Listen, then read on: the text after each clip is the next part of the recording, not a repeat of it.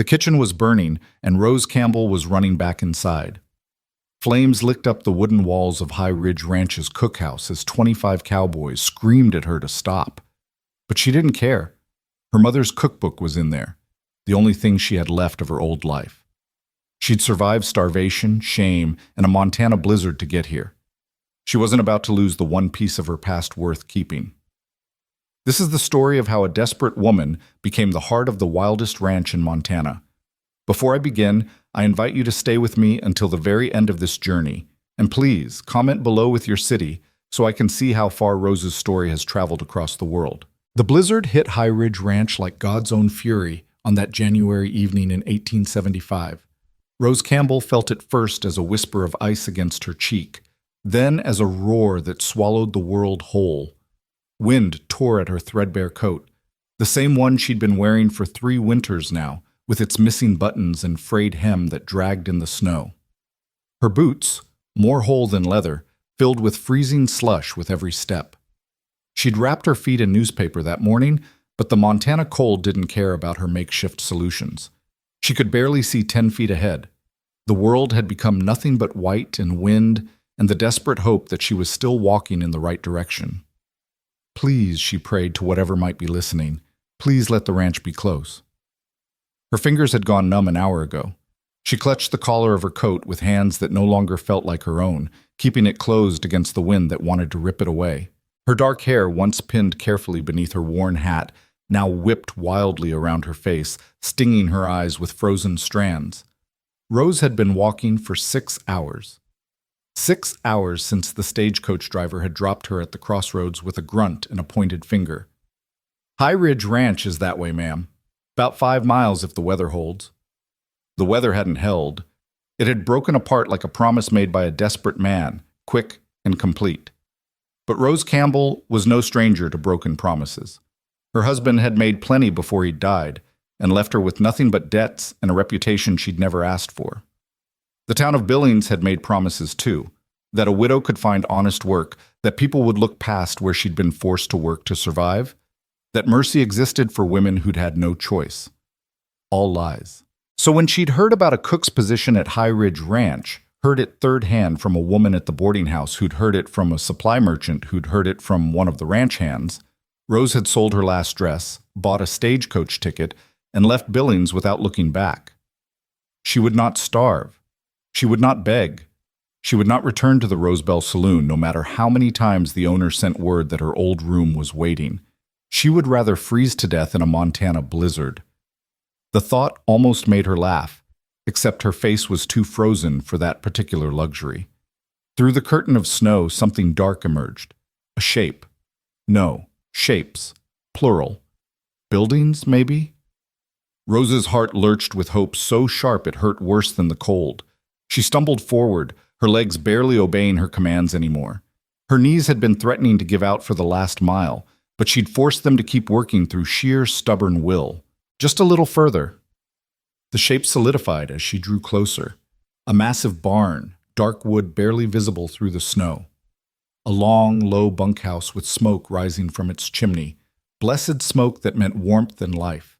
And there, set back from the other buildings, a large ranch house with light glowing in its windows, like heaven's own beacon. Rose had found High Ridge Ranch. She nearly collapsed right there, relief flooding through her so powerfully that her vision blurred. But she forced herself to keep moving, to keep putting one foot in front of the other. The ranch had a wide front gate, and she could see figures moving in the yard despite the storm, cowboys rushing to secure animals and equipment before the blizzard's full force hit. She reached the gate and grabbed it with both hands, more to keep herself upright than to open it. The metal was so cold it burned, but she held on anyway. "Hello," she called out, but her voice was barely a whisper, stolen by the wind. She tried again, louder this time. "Hello, I'm here about the cook's position." A cowboy rushed past, barely glancing at her. Then another. A third one actually stopped, peering at her through the snow with narrowed eyes beneath his hat brim. "You lost, lady," he shouted over the wind. "I'm here about the job," Rose called back. "The cook's job." The man's eyes widened. Then he turned and shouted toward the bunkhouse. "Hey, we got a woman at the gate." Within seconds, several men had gathered, all staring at her like she was a ghost materialized from the storm. Rose held her ground, even though her legs were shaking so badly she wasn't sure how much longer she could stand. One of the men, older than the others with a graying beard, stepped forward. "Ma'am, there ain't no cook's position here, never has been." Rose's heart plummeted. "But I heard—" "You heard wrong," another man interrupted. "Boss don't hire women, never has, never will. You best head back to wherever you came from." "I came from Billings," Rose said, her voice stronger now despite her exhaustion. "I walked 6 hours in this storm because I was told there was work here." "Then you were told a lie." The older man almost looked sorry. "We do our own cooking, don't need no—" "Your bunkhouse smells like burned beans from here," Rose interrupted, straightening her spine. "And I'd wager money you've been eating nothing but hardtack and jerky for weeks. I can cook for 25 men without breaking a sweat, and I'll do it better than any cowhand trying to work a stove between riding fence lines." The men exchanged glances.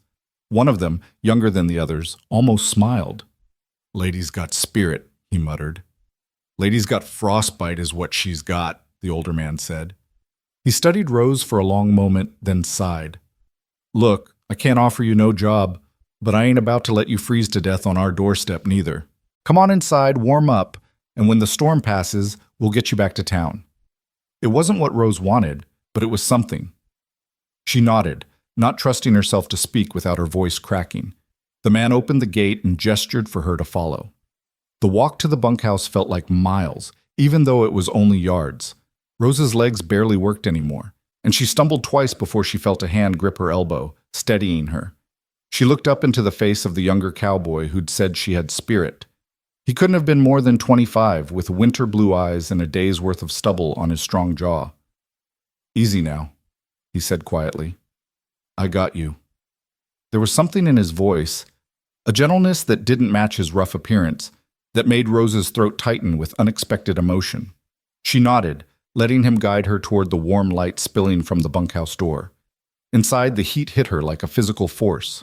The room was long and narrow, lined with bunks on both sides. A potbelly stove sat in the center, radiating blessed warmth. Several cowboys were already inside, and they all turned to stare as Rose entered. "Jimmy found a lost woman," the older man announced. "She'll warm up here till the storm passes." Rose stood just inside the door, very aware of the water pooling beneath her ruined boots, of how she must look with her hair wild and her face probably red from the cold. But she lifted her chin and met their stares with her own. "Rose Campbell," she said clearly, "and I'm not lost. I came here on purpose." "Well, your purpose is misguided, ma'am," one of the cowboys drawled from his bunk. "This ain't no place for a lady."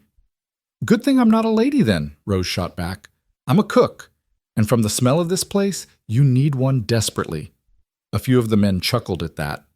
The young man who'd helped her, Jimmy, apparently, guided her to a chair near the stove. "Sit," he ordered gently. "Get warm. You want coffee?"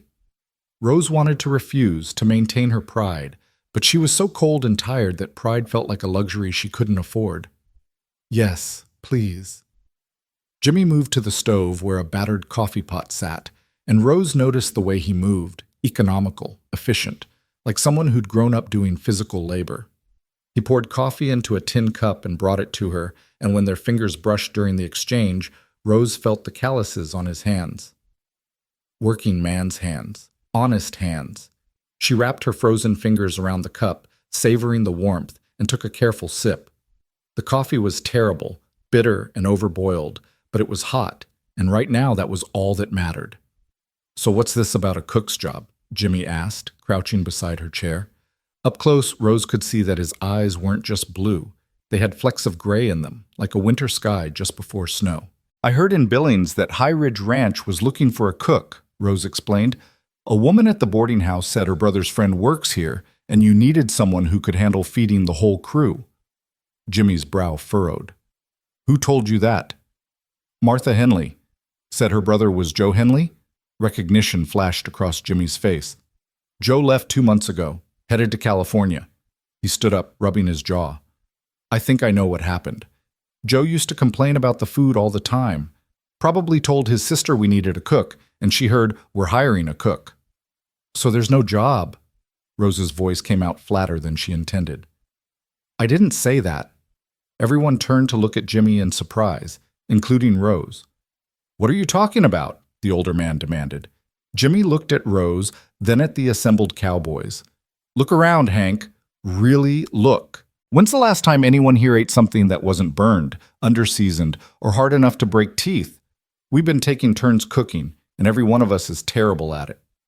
That don't mean— Let her prove it, Jimmy interrupted. She claims she can cook for 25 men? Let her cook tonight's supper. If it's good, we keep her. If it ain't, we send her back to Billings when the storm clears. Hank looked skeptical. The boss won't like it. The boss ain't here, Jimmy said. He went to Helena, won't be back for 3 days. By then, the men will have tasted her cooking. If it's good as she says, they'll fight him on sending her away. Rose's heart started to beat faster. This was a chance, a real chance. And if I can't cook as well as I claim? She asked. Jimmy's lips quirked in a small smile. Then I guess you'll have wasted our flour and our time. But something tells me you didn't walk 6 hours in a blizzard on a lie. He was right about that. Rose had never been a liar. Even when lying would have made her life easier, she'd stuck to the truth. It was one of the few things she had left that was truly hers. I'll do it, she said, setting down her coffee cup and starting to rise. Her legs wobbled, but she locked her knees and stayed upright. Where's the kitchen? Whoa, hold on. Jimmy put a hand on her shoulder, gently pushing her back into the chair. You need to warm up first. Get some feeling back in those fingers and toes. Kitchen ain't going anywhere. How much time do I have before you expect supper? Hank checked his pocket watch. Usually eat around 6. It's 4:30 now. Rose nodded. An hour and a half. It wasn't much time, but it would have to be enough. I'll need to see what supplies you have. I'll show you, Jimmy offered. But first you sit here and finish that coffee. Doctor's orders. You a doctor? Rose asked with a raised eyebrow. No, ma'am. Just a cowhand with common sense. He grinned, and the expression transformed his face from merely handsome to something that made Rose's stomach flutter in a way she hadn't felt in years. She looked away, focusing on her coffee. She couldn't afford distractions, not when she finally had a chance to prove herself. The other cowboys went back to their business, some playing cards, others mending tack or reading worn newspapers. But Rose felt their glances, their curiosity. Some looked skeptical, others amused. A few looked downright hostile, as if her mere presence was an insult. She was used to that. The Rosebell Saloon had taught her to read men's expressions, to know who was dangerous and who was just posturing. These cowboys were the posturing type mostly. All bark, no bite. Well, except maybe one. There was a man sitting on a bunk in the far corner, silent and watching. He hadn't said a word since Rose entered, but his eyes never left her. Not in the way men usually looked at her, not with desire or disgust, but with calculation, like he was trying to figure out a puzzle. Rose met his stare evenly until he looked away first. Don't mind Carson, Jimmy said quietly, noticing the exchange. He don't trust easy. Neither do I, Rose replied. Jimmy studied her face for a moment, and Rose had the uncomfortable sensation that he was seeing more than she wanted to show. No, he said slowly. I don't imagine you do. They sat in silence while Rose finished her coffee. Gradually, feeling returned to her fingers and toes, accompanied by painful pins and needles that made her grit her teeth. Her face thawed too, and she became aware of just how windburned and raw her skin felt. She must look a fright. Not that it mattered. She hadn't come here to be admired. She'd come here to work. All right, she said, setting down the empty cup and standing. This time her legs held steady. Show me the kitchen. Jimmy grabbed a lantern and led her out a side door that connected the bunkhouse to a smaller building Rose hadn't noticed in the storm. The wind hit them immediately, snow driving sideways with enough force to sting exposed skin. Kitchen's separate, Jimmy shouted over the wind. Fire hazard otherwise. Rose nodded, understanding. Ranch buildings were always vulnerable to fire, especially the ones with cook stoves. Better to have the kitchen separate so if it went up in flames, it wouldn't take everything else with it. The kitchen door was stuck, swollen from moisture, and Jimmy had to put his shoulder into it before it opened with a groan. He held the lantern high as they stepped inside. and Rose got her first look at her temporary workplace. It was worse than she'd imagined. The room was small, maybe 15 feet square, with a large cast iron stove dominating one wall. Pots and pans hung from hooks, most of them crusted with old food. The wooden counter was stained and scarred, and the floor looked like it hadn't been swept in weeks. Flour dusted every surface, and in the corner, Rose could see the telltale droppings of mice. But beneath the filth and neglect, Rose could see potential. Good bones, her mother would have said. The stove was quality, a big Acme range that could handle serious cooking. There was a decent-sized pantry, and through another door she glimpsed what looked like a cold storage room. "I know it's rough," Jimmy said apologetically. "We've been meaning to clean it up, but you've been too busy actually running a ranch," Rose finished. She rolled up her sleeves. "It's fine. I've worked in worse." That was true, though she didn't elaborate. The kitchen at the Rosebell hadn't been much better, and at least this one didn't reek of stale beer and cheaper perfume. "Show me the pantry," she directed. Jimmy led her to the pantry, and Rose's hopes rose slightly.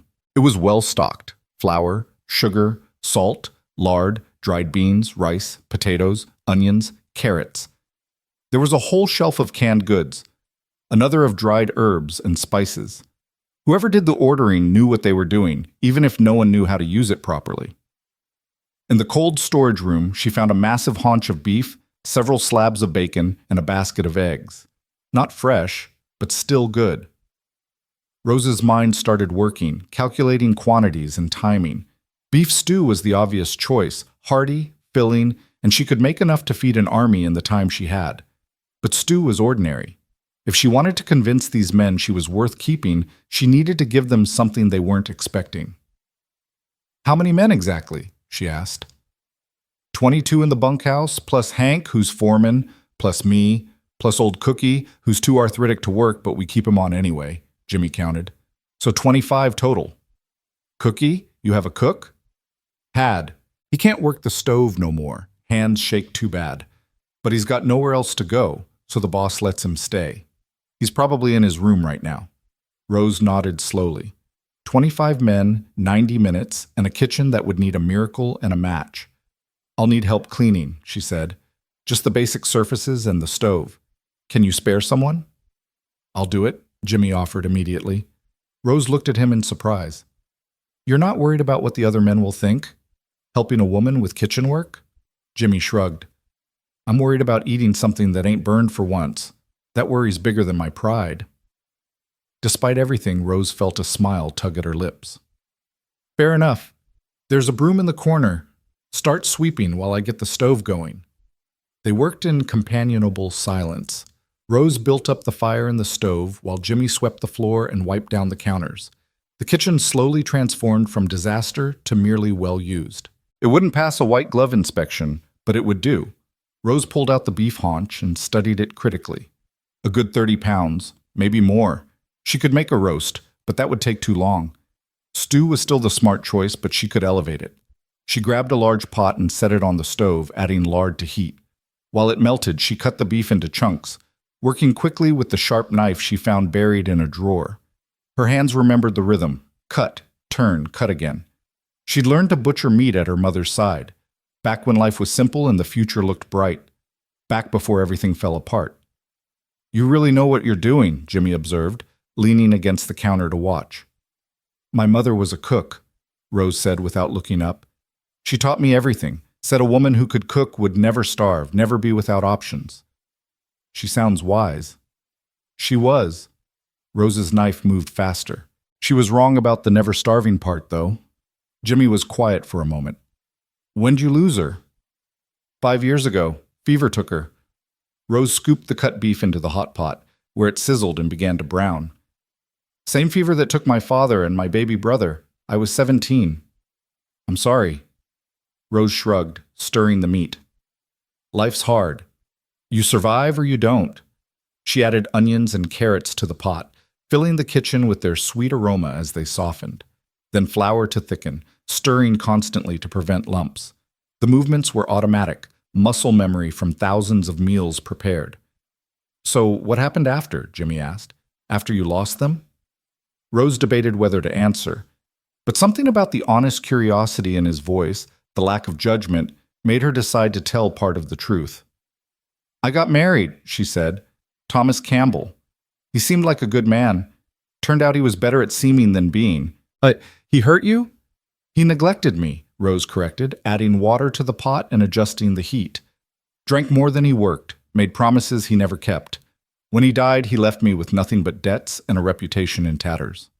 She didn't mention how Thomas had died, didn't mention finding him in their bed with another woman, or the fight that followed, or how he'd stormed out drunk and angry and walked in front of a supply wagon. The whole town had blamed her, of course.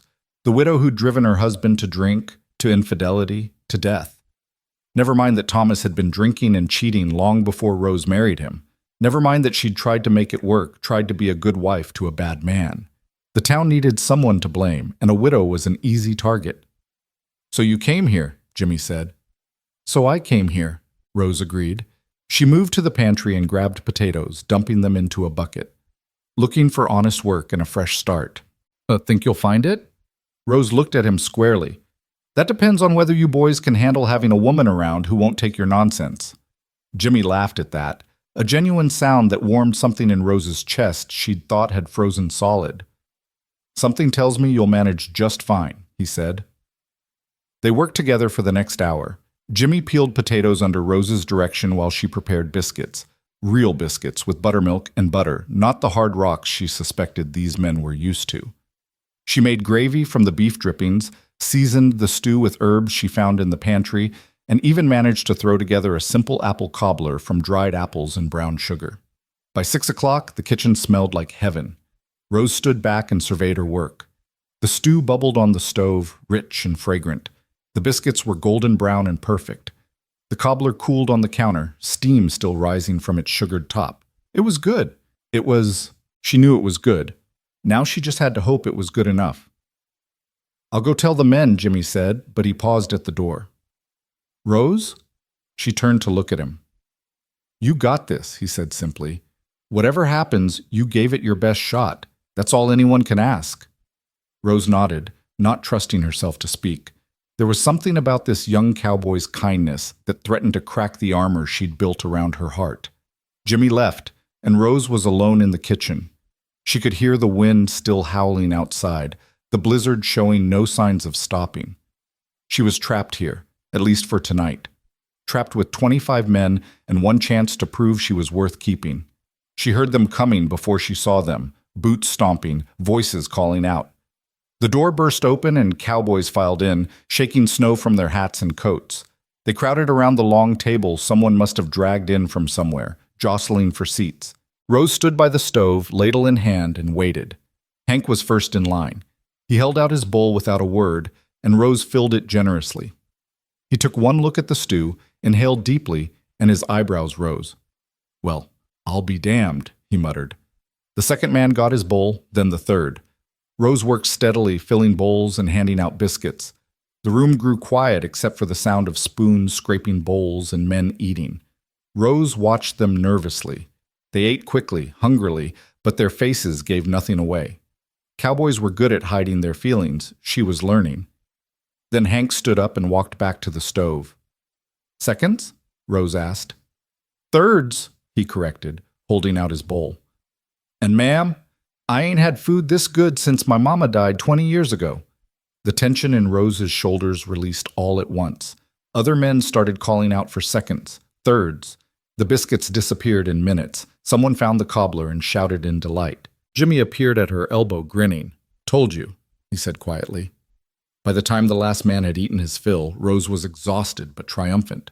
The men lingered at the table, talking and laughing in a way that spoke of contentment and full bellies. "All right, boys," Hank called out. "Show of hands. Who wants to keep Miss Campbell as our cook?" Every hand in the room went up, even Carson's, though his face remained impassive. Rose felt tears prick her eyes, but refused to let them fall. She'd done it. She'd actually done it. "Motion carries," Hank declared. "Miss Campbell, you're hired. We'll deal with the boss when he gets back, but far as I'm concerned, you just earned yourself a place at High Ridge Ranch." The men cheered, and Rose managed a small smile. But even as relief flooded through her, she couldn't help wondering what would happen when the boss returned. Would he honor the men's decision, or would he send her away regardless? "Where am I sleeping?" she asked Hank. He scratched his beard. "Well, that's a problem. Bunkhouse ain't appropriate for a lady, and the main house is locked up tight while the boss is gone." "There's a cot in the pantry," Rose said. "I saw it. I'll sleep there." "That ain't hardly— It's warm, it's dry, and it's private," Rose interrupted. "I've slept in worse places. It'll do?" Hank looked uncomfortable, but he nodded. "All right, but when the boss gets back, we'll figure something better." Rose didn't argue. She was too tired to argue. She helped the men clean up. They insisted on helping, unused to having someone cook for them, and then retreated to the pantry. The cot was narrow and the blanket thin, but Rose didn't care. She lay down fully clothed except for her ruined boots, pulled the blanket up to her chin, and closed her eyes. Outside, the blizzard raged on. But inside the pantry, Rose was warm and safe for the first time in months. She'd found a place, at least for now. As she drifted off to sleep, she thought she heard the kitchen door open and close, heard quiet footsteps. Then she felt the weight of another blanket being laid over her, tucking her in gently. "Sleep well, Rose Campbell," Jimmy's voice whispered. "You earned it." Rose smiled in the darkness, but didn't open her eyes. Maybe, just maybe, High Ridge Ranch would be the fresh start she'd been looking for. Maybe here, finally, she could stop running. Rose woke to the sound of men's voices and the smell of coffee she hadn't made. For a moment, disoriented in the darkness of the pantry, she couldn't remember where she was. Then it all came rushing back: the blizzard, the ranch, the meal that had earned her a place here. She sat up quickly, the two blankets falling away, and realized pale morning light was seeping through the crack under the door. She'd overslept. Rose scrambled off the cot, jamming her feet into her boots and running her fingers through her tangled hair. She had no mirror, no brush, no way to make herself presentable. She'd have to face the morning looking like she'd been dragged through a hedge backward. When she pushed open the pantry door, she found Jimmy standing at the stove with a coffee pot, looking entirely too cheerful for whatever ungodly hour it was. "Morning," he said with a grin. "Thought you might sleep through breakfast." "What time is it?" Rose asked, her voice rough with sleep. 5:30. "Don't worry, you didn't miss nothing. Men don't usually eat till 6. Rose relaxed slightly, then frowned. "You made coffee." "I can manage coffee," Jimmy said. "It's actual food that defeats me." He poured her a cup and handed it over. "Figured you earned a few extra minutes of sleep after last night." Rose took the coffee gratefully, wrapping her cold hands around the warm tin. The kitchen was chilly. The stove had gone cold overnight, and she could see her breath in the air. "I need to get breakfast started," she said, moving toward the stove. "The men will be hungry." "They're always hungry," Jimmy agreed, "but they can wait a few minutes while you wake up proper." Rose wanted to argue, but the truth was she needed those few minutes. Her body ached from the long walk and the hard cot, and her mind felt foggy. She sipped the coffee, still terrible, but hot, and let the warmth seep into her bones. "Storm's past," Jimmy said, looking toward the window where gray dawn light filtered through. "Left us with about 2 feet of snow, but the winds died down." "That mean I could leave?" Rose asked. "If I wanted to?" Jimmy's expression grew serious. "That mean you want to?" "No." The word came out more forcefully than Rose intended. "No, I want to stay. I just wondered if I could leave, if things don't work out." "Things'll work out," Jimmy said with more confidence than Rose felt. "You'll see." Rose set down her coffee and moved to the stove, building up the fire with practiced efficiency. "Help me carry in some wood?" she asked. "I'll need a good supply to keep this going all day." They worked together in the pre-dawn quiet, hauling wood from the covered pile outside. The snow was deep, just as Jimmy had said, and pristine white in every direction. The world looked clean and new, like a fresh page waiting to be written on. By the time the men started filing in for breakfast, Rose had pancakes ready, real pancakes with syrup she'd made from brown sugar and water. She'd fried up bacon until it was crispy, scrambled 24 eggs, and managed to bake another batch of biscuits because the men had devoured yesterday's supply. The cowboys ate with the same enthusiasm as the night before, and Rose felt a small glow of satisfaction. This was something she was good at, something that mattered. Here, her skills had value. Here, she wasn't just the widow from the Rose Bell. She was the woman who could feed hungry men and make them grateful for it. After breakfast, Hank pulled her aside. "Miss Campbell," he said, looking uncomfortable. "We need to talk about arrangements." Rose's stomach tightened. "What kind of arrangements?" "Well, you can't keep sleeping in the pantry. It ain't right. And we need to figure out your wages, your duties, all that." He scratched his beard. "Problem is, I can't make them decisions. That's the boss's job." "When does he return?" "Day after tomorrow, most like, depending on the roads." Hank shifted his weight. "Look, I know you want this position, and the men want you to have it, but the boss, he's particular. Might take some convincing." "Then I'll convince him," Rose said firmly, "just like I convinced all of you." Hank smiled at that. "You got sand? I'll give you that. All right, here's what we'll do. You keep cooking, keep showing what you can do. When the boss gets back, we'll make the case together. All of us." It was the best Rose could hope for. She nodded. "What about today? What do you need from me?" 3 meals for 25 men, Hank said. "Same as yesterday. Think you can manage?" Rose almost laughed. "Mr. Hank, I once cooked for a Saturday night crowd of 50 at the Rosebell. 25 ranch hands is nothing." She regretted the words as soon as they left her mouth. Hank's expression shifted, and she saw the recognition dawn in his eyes. "The Rosebell," he said slowly. "That's a saloon. In Billings." Rose lifted her chin. "It is. I worked there after my husband died. Cooked in the kitchen, served drinks when they needed extra hands. It was honest work, and it kept me from starving." "That's so." Hank's voice had gone flat, carefully neutral. "Yes," Rose said, meeting his eyes. "That's so. And if that changes your mind about keeping me, I'd appreciate knowing now rather than later." Hank was quiet for a long moment, studying her face. Rose held herself still, refusing to look away, refusing to show shame for something she wasn't ashamed of. Finally, Hank sighed.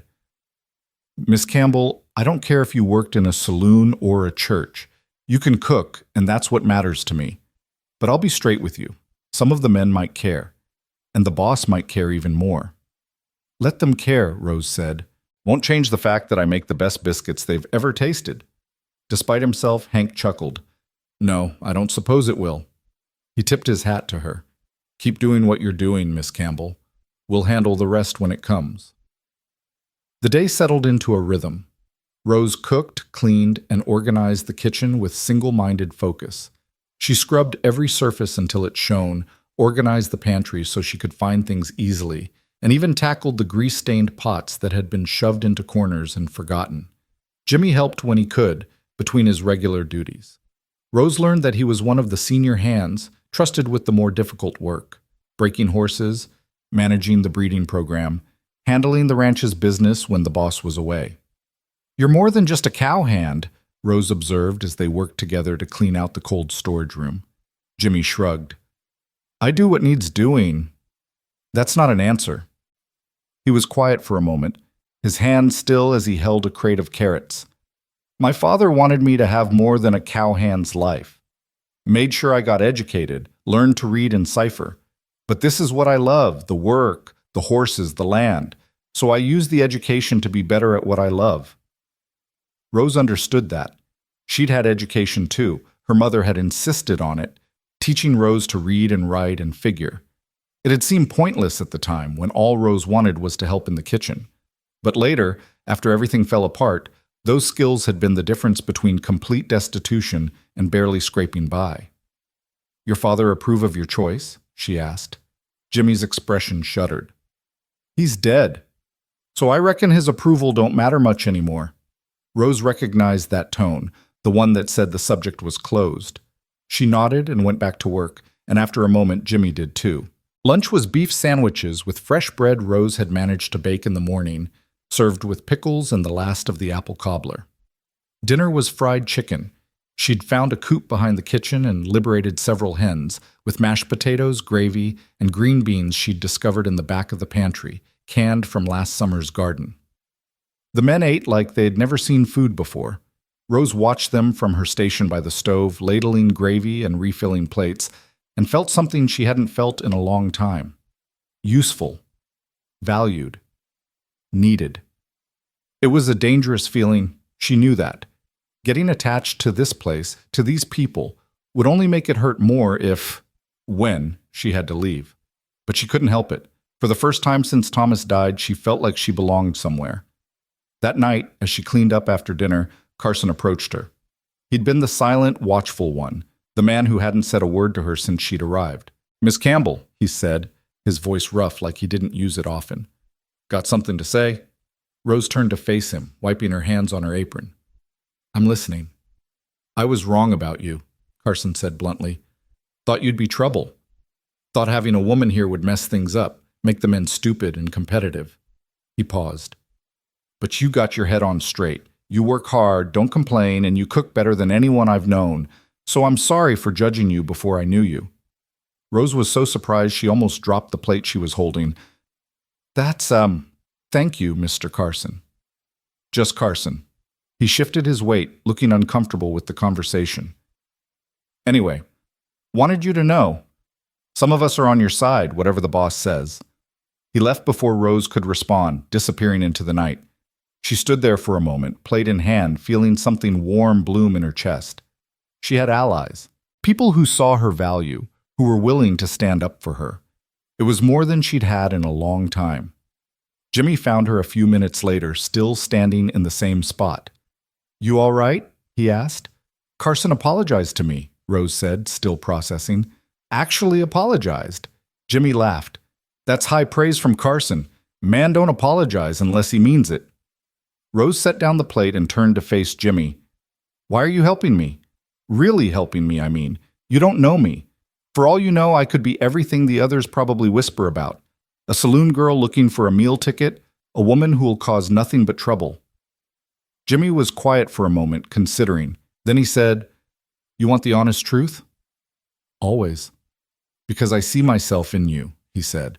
"Someone trying to prove they're more than what people assume. Someone working twice as hard because they got something to prove." He met her eyes.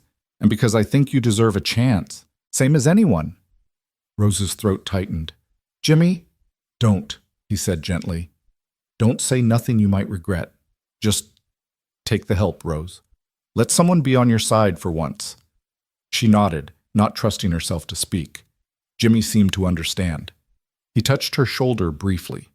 A gesture of comfort, nothing more, and then left her to finish cleaning. That night, Rose lay on her cot with 2 blankets and a pillow someone had left outside the pantry door.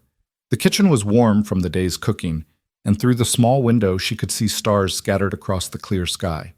Tomorrow would be another day of cooking, of proving herself. And the day after, the boss would return.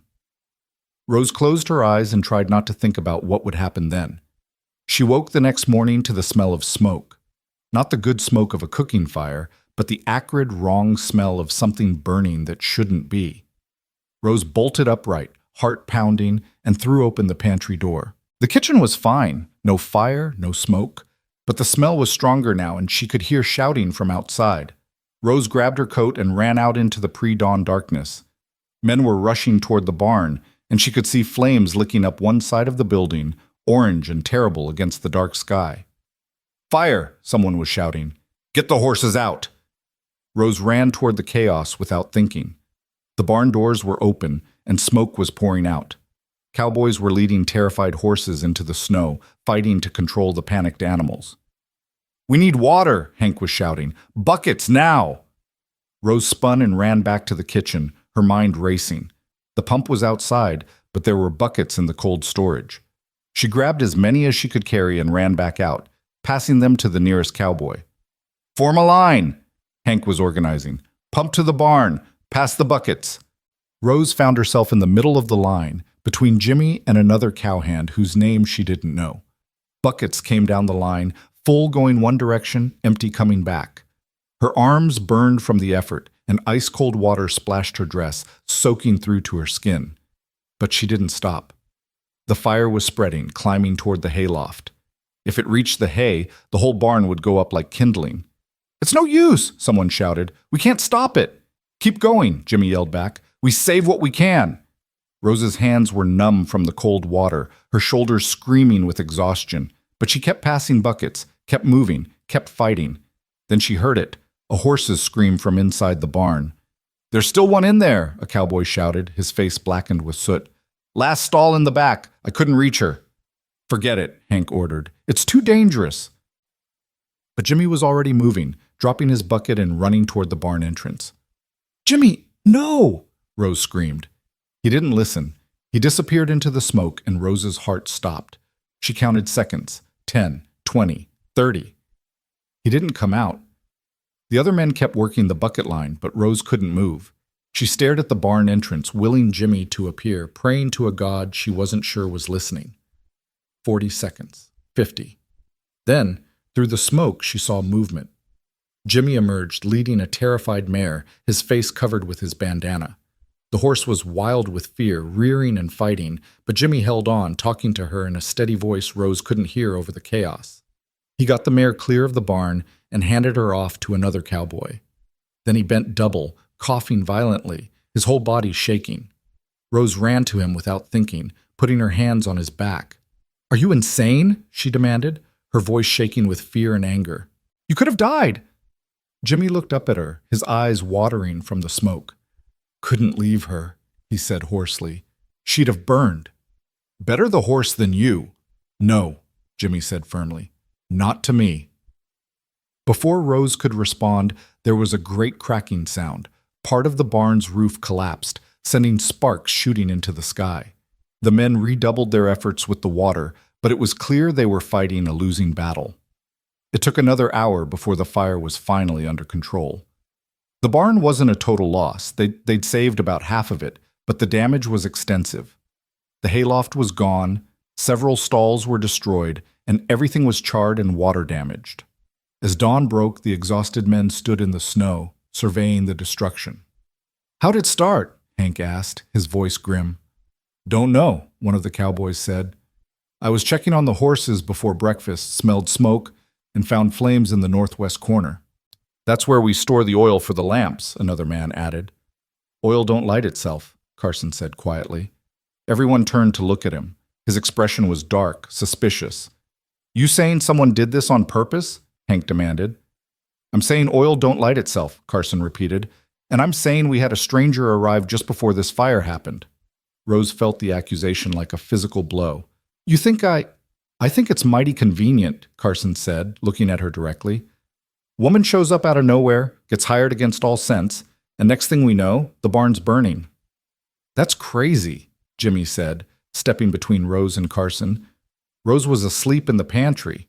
I checked on her last night and she was—" "You checked on her?" Carson's eyebrows rose. "That's interesting, Jimmy. Real interesting." "What's that supposed to mean?" Jimmy's voice had gone dangerous. "Means maybe you ain't thinking straight," Carson said. "Means maybe a pretty face got you forgetting common sense." Jimmy moved forward, his fists clenched, but Rose grabbed his arm. "Don't," she said quietly. "He's scared and looking for someone to blame.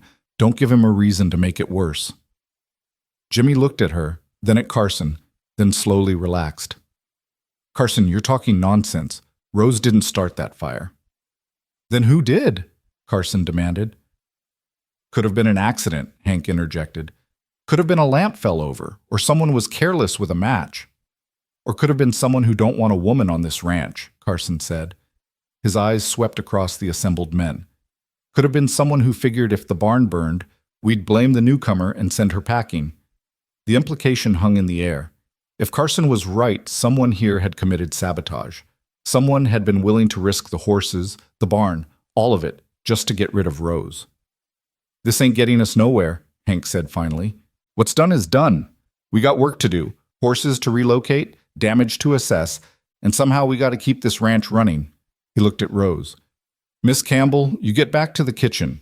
Men'll need feeding, especially after this." Rose nodded, grateful for something to do, somewhere to go where she wasn't the subject of suspicion and anger. She walked back to the kitchen alone, her wet dress freezing against her skin. Her hands were blistered from the bucket line, her shoulders aching, and her heart heavy. Someone had set that fire, and whether they'd meant to frame her or just scare her away, the result was the same. She was now under suspicion, her position at the ranch more precarious than ever. And the boss was due back today. Rose built up the fire in the stove and started breakfast with mechanical efficiency. Oatmeal today. Simple, filling, cheap. They'd need to conserve supplies if they had to rebuild the barn. She made coffee, strong and bitter, and set out what was left of yesterday's bread. The men came in slowly, exhausted and subdued. They ate in silence, the usual camaraderie gone. Rose felt their glances, their whispers. Some looked sympathetic, others looked suspicious. Carson didn't come to breakfast at all. Jimmy stayed close, positioning himself near the stove where he could watch both Rose and the door. His presence should have been comforting, but it only made things worse. Now the men were whispering about that too, about how Jimmy was protecting her, defending her, spending too much time in her company. "Let them talk," Jimmy said quietly when she mentioned it. "I don't care what they think." "You should," Rose said. "Your reputation? My reputation can handle it," Jimmy interrupted. "Can yours?" Rose laughed bitterly. "I don't have a reputation to protect. Not anymore." After breakfast, Rose threw herself into work. She scrubbed the kitchen until it gleamed, prepared bread dough for lunch, and started a large pot of soup that could feed the men throughout the day while they worked on the barn repairs. She was kneading dough when she heard horses approaching. Multiple horses moving fast. Rose's stomach dropped. She wiped her hands on her apron and moved to the window, peering out. 3 riders were coming up the road, and even from a distance, Rose could tell the lead rider was someone important. He sat his horse with authority, his posture straight and commanding. The boss. It had to be. Rose's mouth went dry. She watched as the riders approached the main house, as cowboys came running to take the horses, as Hank hurried forward to meet them. She couldn't hear what was being said, but she saw Hank gesturing toward the barn, saw the boss's reaction, anger, shock, saw him turn and look directly at the kitchen, at her. Rose stepped back from the window, her heart pounding. This was it. Whatever happened next would determine her future. She heard boots on the kitchen steps, heard the door open. Rose turned, straightening her spine, lifting her chin. The man who entered was not what she expected. He was young, maybe 30 at most, with dark hair and eyes that missed nothing, handsome in a sharp, dangerous way that made Rose think of wolves and winter storms. He wore fine clothes, though they were dusty from travel, and he moved with the easy confidence of someone who'd never questioned his right to command. But it was his eyes that caught Rose's attention. Winter blue eyes, shot through with gray. Eyes exactly like Jimmy's. "You must be the cook," the man said, his voice cool and measured. Rose found her voice. "Rose Campbell, sir. I am." "Ethan Stone," he said, studying her with an intensity that made her want to squirm. "And I understand you've been cooking for my men." His men, not the boss's men. His men. Rose's mind raced, putting pieces together. The education Jimmy had mentioned, the way he knew so much about the ranch's business, the authority he carried despite being just a cowhand. Jimmy wasn't just a cowhand at all. "Yes, sir," Rose managed. "I have." Without authorization, without proper vetting, without even a character reference. Ethan's voice remained calm, but Rose heard the steel beneath it. "Tell me, Miss Campbell, what made you think you could simply appear at my ranch and take a position without going through proper channels?" "I was told there was a job available," Rose said, keeping her voice steady. "I came prepared to work for it." "And you did, apparently. Impressed my men enough that they hired you on the spot." Ethan moved further into the kitchen, his eyes taking in every detail. The clean surfaces, the bread rising on the counter, the soup simmering on the stove. "Convenient timing, wouldn't you say? Appearing just before my barn catches fire?" So he'd already heard the suspicions. Of course he had. "I had nothing to do with that fire," Rose said firmly. "So I've been told. My foreman says you were on the bucket line, working as hard as any man." Ethan's expression didn't change. "That doesn't prove innocence. Could just as easily prove guilt, someone trying to cover their tracks by playing hero." Rose felt anger flare hot in her chest. "I am many things, Mr. Stone, but I am not an arsonist. I needed this job. Why would I destroy the very place I was trying to make a home?" "Why indeed?" Ethan said softly. He moved to the stove, lifted the lid on the soup pot, inhaled. "Smells good." "It is good," Rose said. "Everything I make is good. Ask your men." "I have. They're quite enthusiastic about keeping you." Ethan replaced the lid and turned to face her fully. They also mentioned you worked at the Rosebell Saloon in Billings. There it was, the thing Rose had been waiting for. I did, she said, lifting her chin. I cooked there, sometimes served drinks. It was honest work, and I'm not ashamed of it. Honest work. Ethan's lips quirked in something that might have been amusement or disdain. The Rosebell has a certain reputation, Miss Campbell, not the kind of reputation I want associated with High Ridge Ranch. Then I suppose you should let me go, Rose said, her voice sharp. Send me back to Billings, back to the Rosebell, back to everything I was trying to escape. I'm sure your men will be thrilled to go back to burned beans and hard biscuits. Ethan studied her for a long moment. You've got fire in you, I'll give you that. Fire's useful in a kitchen, Rose shot back. Keeps things from freezing. To her surprise, Ethan laughed. A real laugh, not the cold, mocking sound she'd expected. My foreman was right. You do have sand. He sobered quickly. But that doesn't solve my problem. I can't have a woman of questionable background working on my ranch. It's not proper. Proper, Rose repeated. Mr. Stone, with all due respect, there's nothing proper about a ranch where grown men don't know how to cook a decent meal. There's nothing proper about letting good food go to waste because no one knows how to prepare it. And there's nothing proper about judging someone's worth based on where they had to work to survive. Ethan's expression hardened. You presume to lecture me about propriety? I presume to speak the truth, Rose said, something I suspect you don't hear often enough. The kitchen fell silent.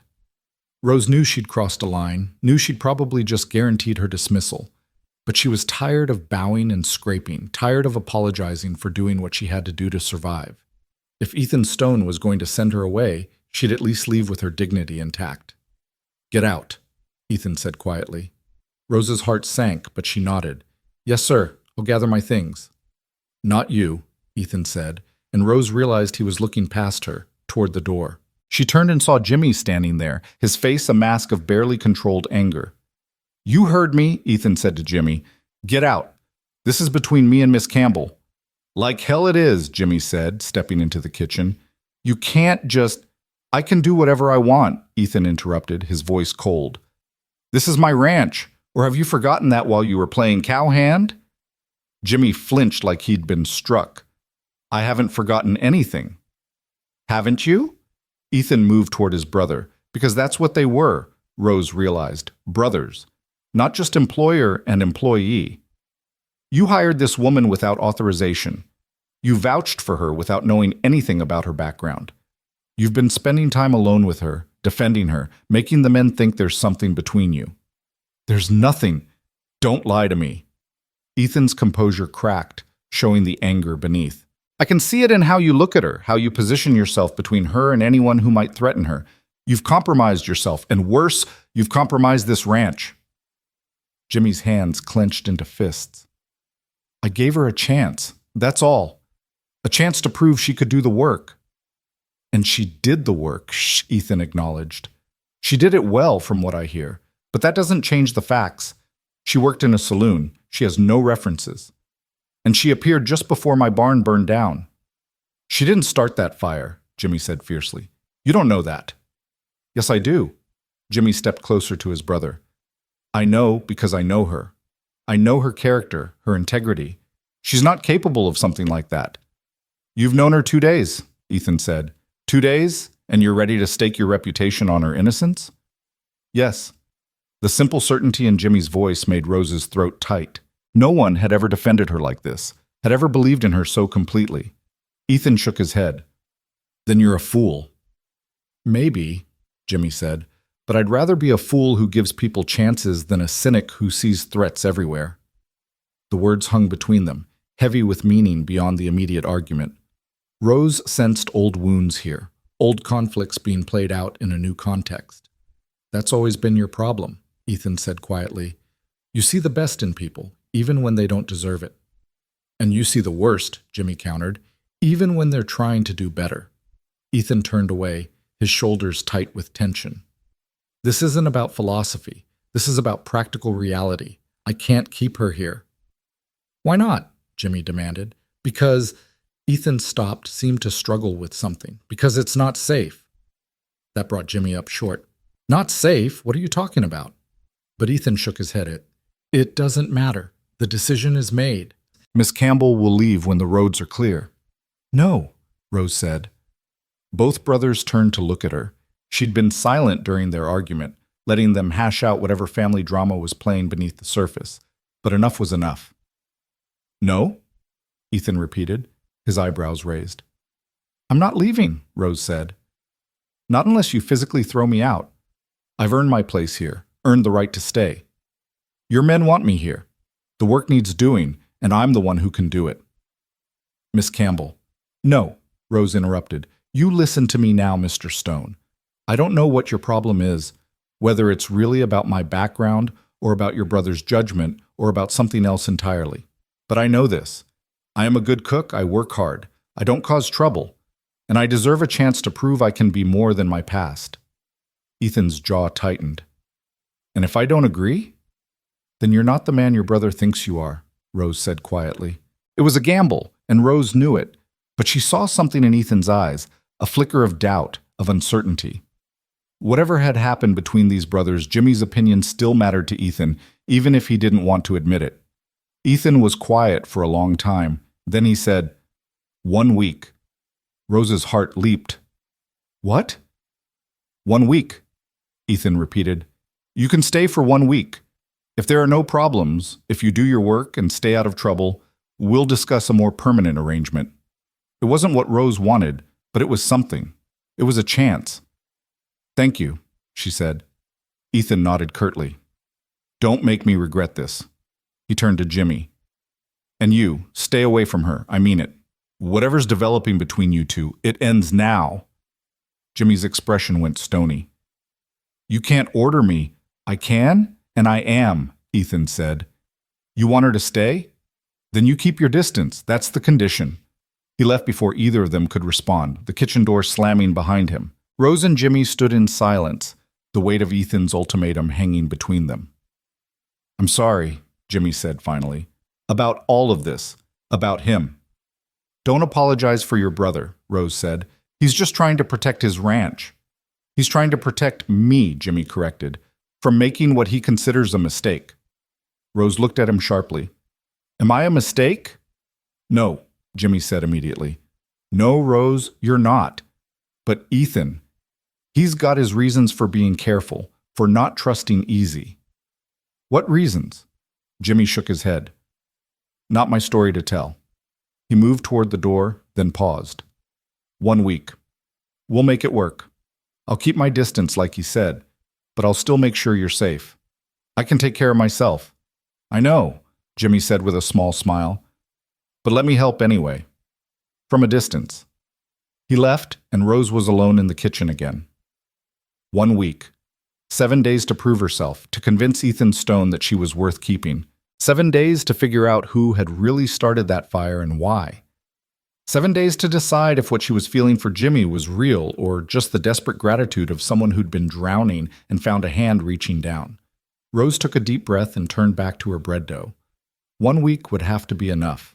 The bread dough was soft beneath Rose's hands, yielding and warm from the heat of the kitchen. She kneaded it with more force than necessary, working out the tension that had coiled in her shoulders since Ethan Stone's ultimatum. 1 week, 7 days to prove she belonged here, while staying away from the one person who'd shown her genuine kindness. She shaped the dough into loaves and set them to rise, then turned her attention to lunch. The men would be hungry after working on the barn repairs all morning. She decided on roasted chicken. There were still several birds in the coop, with root vegetables and the fresh bread once it was ready. As she worked, Rose's mind churned. Someone had set that fire. Someone who either wanted to frame her or scare her away. The question was who, and more importantly, why? What threat did a cook pose to anyone on this ranch? Unless it wasn't about her at all. Unless the fire had a different purpose entirely, and she was just convenient scapegoat. Rose was sliding the chickens into the oven when she heard voices outside.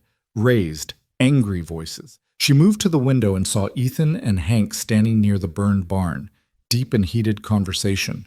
She couldn't make out the words, but their body language spoke volumes. Hank was gesturing emphatically, his face red.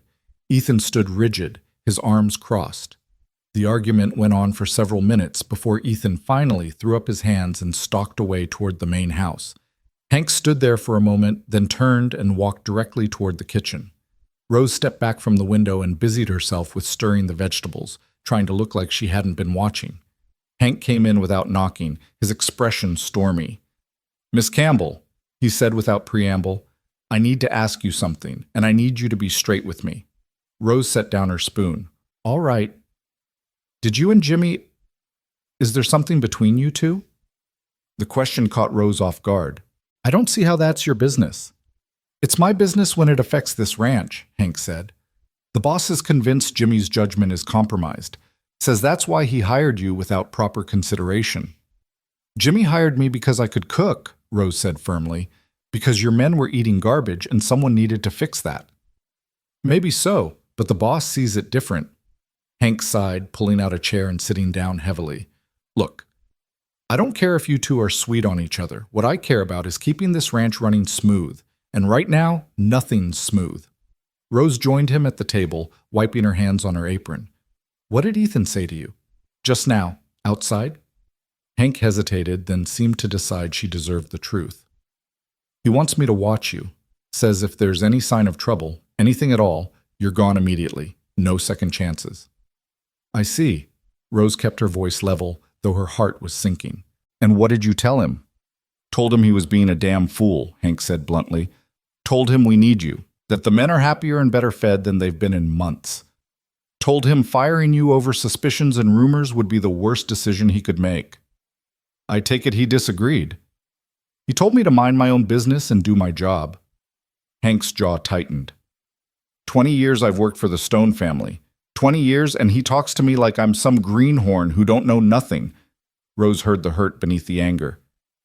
"He's afraid," she said quietly. Hank looked at her sharply. "What makes you say that?" "I saw it in his eyes when he talked about safety, when he said it wasn't safe for me to be here." Rose leaned forward. "What's he afraid of, Hank? What happened that's got him so spooked?" Hank was quiet for a long time, staring at his weathered hands. Finally he said, "It ain't my place to tell you the whole story, but I'll say this much. Ethan's got cause to be careful about who he trusts, about who gets close to this family, because someone hurt them before." It wasn't a question, and Hank didn't treat it like one. I.e., someone they trusted, someone they let get close. It ended bad, real bad. And Ethan, he blames himself for not seeing it coming. Rose's mind raced, connecting pieces. Jimmy doesn't blame him. No, Hank agreed. Jimmy's got a more forgiving nature, always has.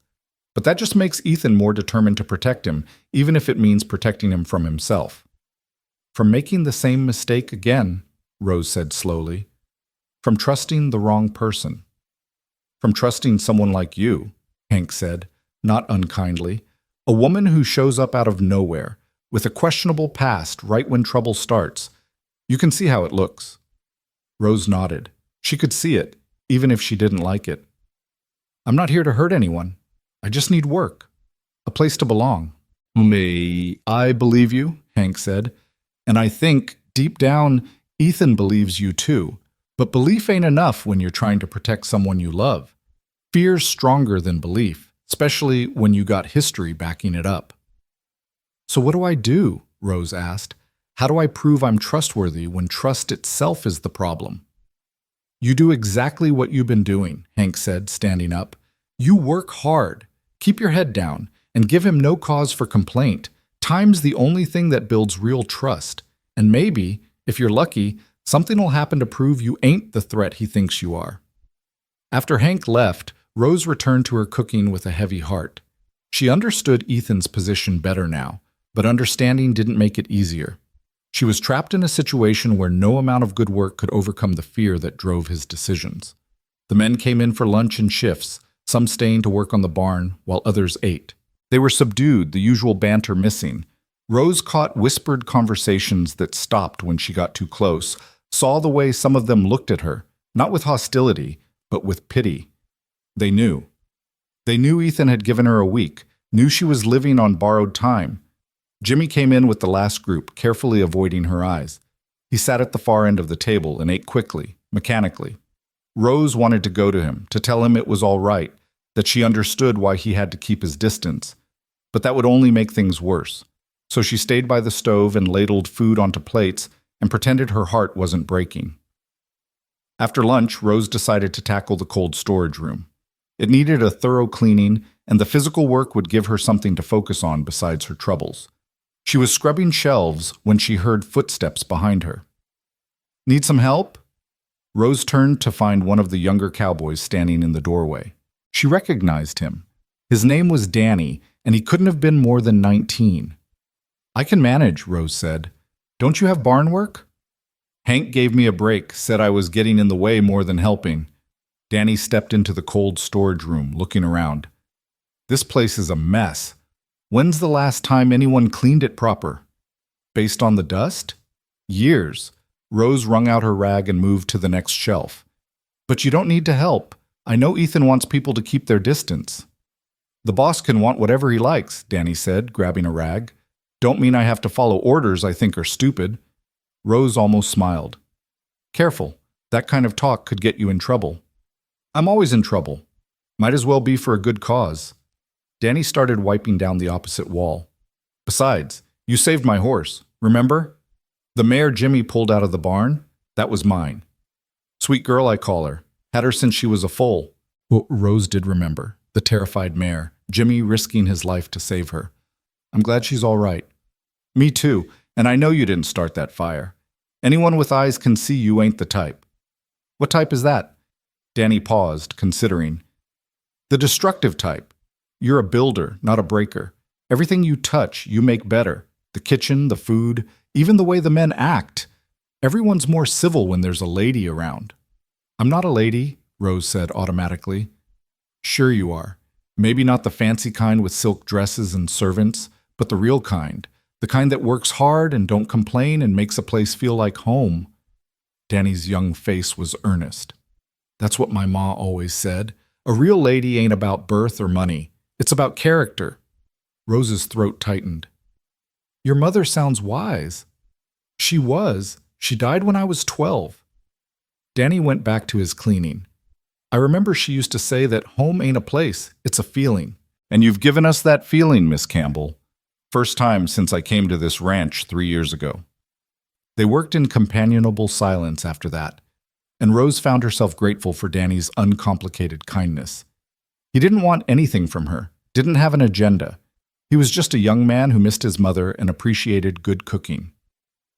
When the cold storage room was cleaned, Danny helped her reorganize the supplies, putting the oldest items in front so they'd be used first. They were almost done when Rose noticed something odd. "Danny, when did you last see oil for the lamps?"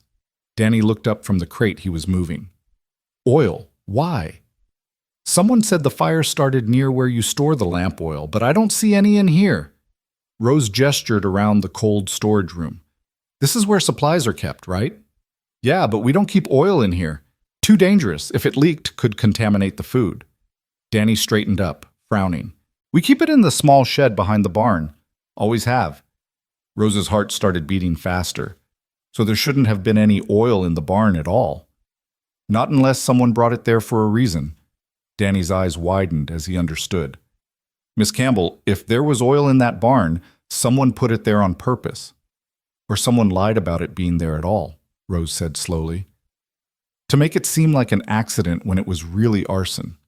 Danny looked scared now. "We need to tell Hank, tell the boss." "And say what?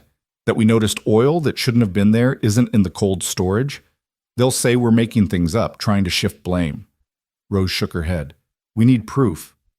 "Proof of what?" "Proof of who really started that fire." Rose's mind was racing.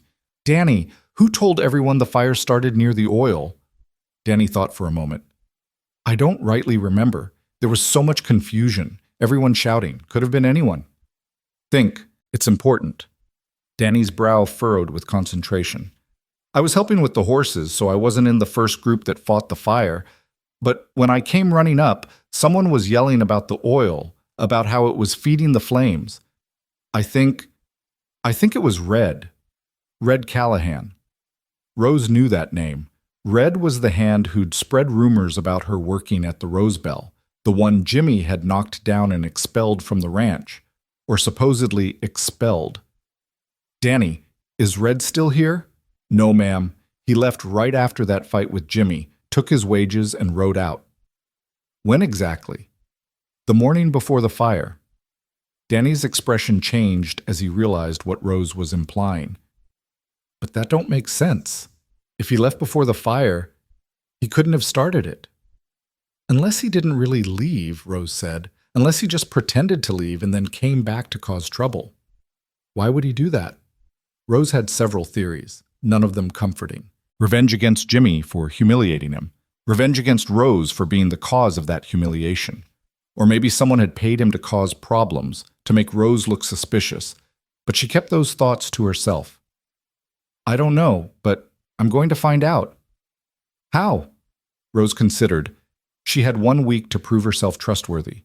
1 week before Ethan would likely send her away, convinced she was more trouble than she was worth. She could spend that week cooking and cleaning and hoping for the best, or she could take matters into her own hands. I need to search the bunkhouse, Rose said. If Red came back to start that fire, he might have left evidence, something that proves he was here. Danny looked doubtful. The men are in and out all day. You'd be caught for sure. Not if I go at night, after everyone's asleep. Miss Campbell, that's crazy. If the boss finds out, he won't, because you're not going to tell him. Rose looked Danny in the eye. You said you believe I'm innocent. Here's your chance to help prove it. Danny shifted uncomfortably.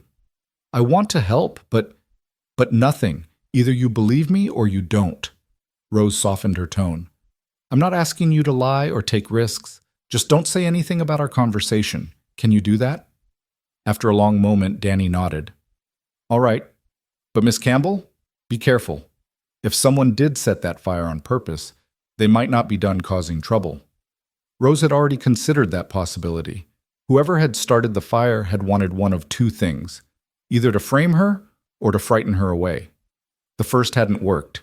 Ethan was suspicious, but hadn't outright accused her. So if she was right about this, the culprit might try again. She'd just have to make sure she was ready. The rest of the day passed in a blur of work. Rose prepared dinner, venison stew with dumplings, using meat from the ranch's stores, and watched the men eat. She was looking for signs now, studying faces and behavior. Who seemed nervous? Who avoided her eyes? Who watched her too closely? Carson was his usual taciturn self, eating steadily without comment. Hank looked tired, the weight of the day's conflict showing in his lined face. Several of the younger hands joked and laughed, seemingly unconcerned with the tension swirling around them. And Jimmy sat at the far end of the table, honoring his brother's demand to keep his distance, though his eyes kept straying to Rose when he thought no one was looking. Ethan didn't come to dinner. Rose suspected he was taking his meals in the main house, avoiding both her and the men who'd voiced their support for keeping her.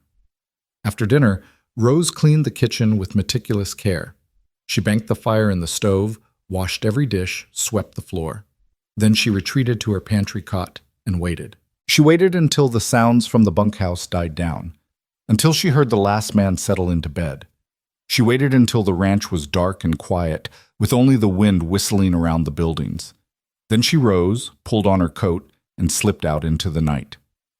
The moon was nearly full, casting silver light across the snow. Rose moved carefully, staying in the shadows, acutely aware that if anyone saw her skulking around at night, it would only confirm Ethan's suspicions. The bunkhouse loomed before her, dark except for the dying glow of the potbelly stove visible through the windows. Rose circled around to the back, where a small window stood partially open for ventilation. It was narrow, but she thought she could squeeze through. She was halfway through the window, balanced precariously with her legs still outside, when she heard a voice behind her. What exactly do you think you're doing? Rose's heart stopped. She knew that voice. Slowly, awkwardly, she pulled herself back out of the window and turned to find Ethan Stone standing in the shadows, his arms crossed, and his expression utterly unreadable. Mr. Stone, Rose said, trying to keep her voice steady, I can explain. I'm sure you can. The question is whether I'll believe you. Ethan stepped into the moonlight, and Rose saw he was fully dressed, despite the late hour. "You have 10 seconds to tell me why I shouldn't throw you off this ranch right now." Rose's mind raced. She could lie, make up some excuse about why she was breaking into the bunkhouse in the middle of the night. But lies had a way of unraveling, and she had the distinct impression that Ethan Stone was very good at spotting them, so she told the truth. "I'm looking for evidence," she said. "Evidence that Red Callahan came back after he left and started that fire." Ethan's expression didn't change. Based on what? Based on the fact that there shouldn't have been lamp oil in the barn where the fire started. Based on the fact that Red was the one who told everyone the oil caused the fire, even though he supposedly left the ranch before it happened. Rose took a step forward. Based on the fact that someone is trying to make me look guilty, and I'm going to find out who. By breaking into my men's quarters. By searching for proof, Rose corrected. Something Red might have left behind. A bottle of oil, matches, anything that shows he was here when he claimed to be gone. Ethan was quiet for a long moment, studying her. "You realize how this looks. You sneaking around at night, invading the men's privacy." "I realize how it looks," Rose said. "I also realize I have 1 week to prove I'm trustworthy, and sitting quietly in my pantry isn't going to accomplish that." "So you decided to prove your trustworthiness by doing something completely untrustworthy." "I decided to prove my innocence by finding the truth." Rose lifted her chin. "You can throw me out for it if you want, but at least I'll know I tried." Ethan stared at her for what felt like an eternity. Then, to Rose's complete shock, he said, "Which bunk was Red's?" Rose blinked. "What? Which bunk did Red Callahan sleep in?" Ethan spoke slowly, like he was addressing someone simple. "If we're going to search, we should probably know where to look." "We? You think I'm going to let you stumble around in there in the dark, waking my men and causing chaos?" Ethan moved to the window. "I know this bunkhouse like the back of my hand. I can get us in and out without anyone knowing." Rose couldn't quite believe what she was hearing. "You're going to help me?" "I'm going to find out the truth," Ethan corrected. "If that helps you in the process, so be it. But if we find evidence that you're involved in this, you're gone. Understood?" "Understood." Ethan boosted himself through the window with an ease that spoke of practice. He'd clearly done this before. Rose followed, and this time, when she got stuck halfway, Ethan grabbed her arms and pulled her through. Inside, the bunkhouse was dark except for the faint glow from the stove. Rose could hear men breathing, snoring, the soft sounds of sleep all around them. Ethan put a finger to his lips and gestured for her to follow. They moved like ghosts between the rows of bunks. Ethan led her to the far corner, to an empty bunk with a thin mattress and a footlocker beneath it. Red's bunk. Ethan knelt and opened the footlocker carefully, mindful of the hinges that might squeak. Inside was mostly empty. Red had taken his belongings when he'd left. But Ethan felt along the bottom and sides, checking for anything hidden. Nothing. Rose felt disappointment settle heavy in her stomach. She'd been so sure they'd find something. But Ethan wasn't done. He felt along the bunk frame, checking the joints and corners. Then he lifted the mattress and ran his hands along the ropes that supported it. His fingers stopped. He looked at Rose, then carefully worked something free from where it had been wedged between the rope and the frame. It was a small glass bottle, empty but still reeking of lamp oil. Rose's breath caught. Evidence. Actual evidence that Red had been involved. But Ethan was frowning. He held the bottle up to the faint light, examining it closely. Then he set it aside and kept searching. He found a box of matches tucked into a gap in the wooden frame. And then, wrapped in a piece of cloth and hidden in the very corner of the bunk, he found something that made him go very still. Money. A thick roll of bills, more than a ranch hand would see in months of work. Ethan sat back on his heels, staring at the money. Rose crouched beside him, her mind reeling. "Payment," she whispered. "Someone paid him to start that fire. Or to do something else," Ethan said quietly. "The fire might have been a separate plan, or it might have been the goal all along." He looked at her. "Either way, you were right. Red was involved, and he didn't act alone." "Who would pay him to burn your barn?" Rose asked. Ethan's expression was grim. "That's the question, isn't it? He carefully returned everything to its hiding place, exactly as they'd found it. We can't let on that we know. If whoever hired Red realizes we're onto them, they'll disappear, or worse. What could be worse than arson? Ethan stood, pulling Rose to her feet. You'd be surprised what people are capable of when they're desperate or angry enough. They made their way back to the window, moving carefully through the sleeping men.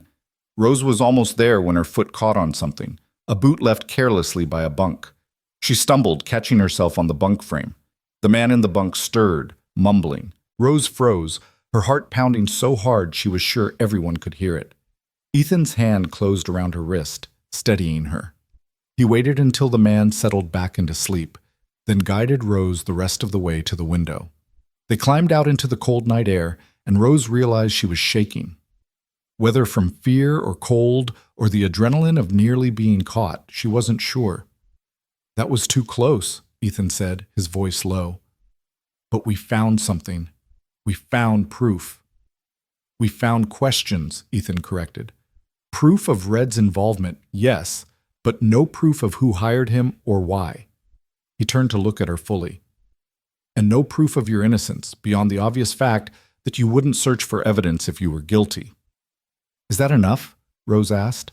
Enough for you to trust me? Ethan was quiet for a moment. I don't trust easily, Miss Campbell. I have my reasons, as I'm sure Hank told you. He mentioned something happened, something that made you cautious. Cautious, Ethan repeated with a bitter laugh. That's a kind word for it. Paranoid would be more accurate. He started walking, and Rose fell into step beside him. 3 years ago, I trusted someone. Brought them into my family, into my home. They seemed perfect, kind, honest, hardworking. What happened? They stole everything they could carry and tried to burn down the main house when they left. Ethan's voice was flat, emotionless. Jimmy was inside. He nearly died from the smoke before I got him out. Rose's hand flew to her mouth. Oh, God. The person I trusted, the one I'd vouched for and defended, had been planning it for months, using my trust, Jimmy's affection, to get close enough to hurt us. Ethan stopped walking, his shoulders rigid. So you'll forgive me if I see parallels. A stranger appearing out of nowhere, winning over the men, getting close to my brother, and then fire. I'm not that person, Rose said fiercely. I'm not here to hurt anyone. So you say, and maybe I even believe you. Ethan looked at her. But believing isn't the same as trusting. Trust has to be earned, and it takes more than a few days and some good cooking. What does it take? Time, consistency, proof that you are who you claim to be through action, not words. Ethan resumed walking. Finding that evidence tonight was a start. Shows you're willing to fight for the truth, even at risk to yourself. They'd reached the kitchen. Rose stopped at the door, looking at Ethan. What now? What do we do about Red and the money? We wait, Ethan said. We watch. Whoever hired Red will make another move eventually. People like that always do. And if they make that move against me, then we'll be ready. Ethan's expression softened slightly.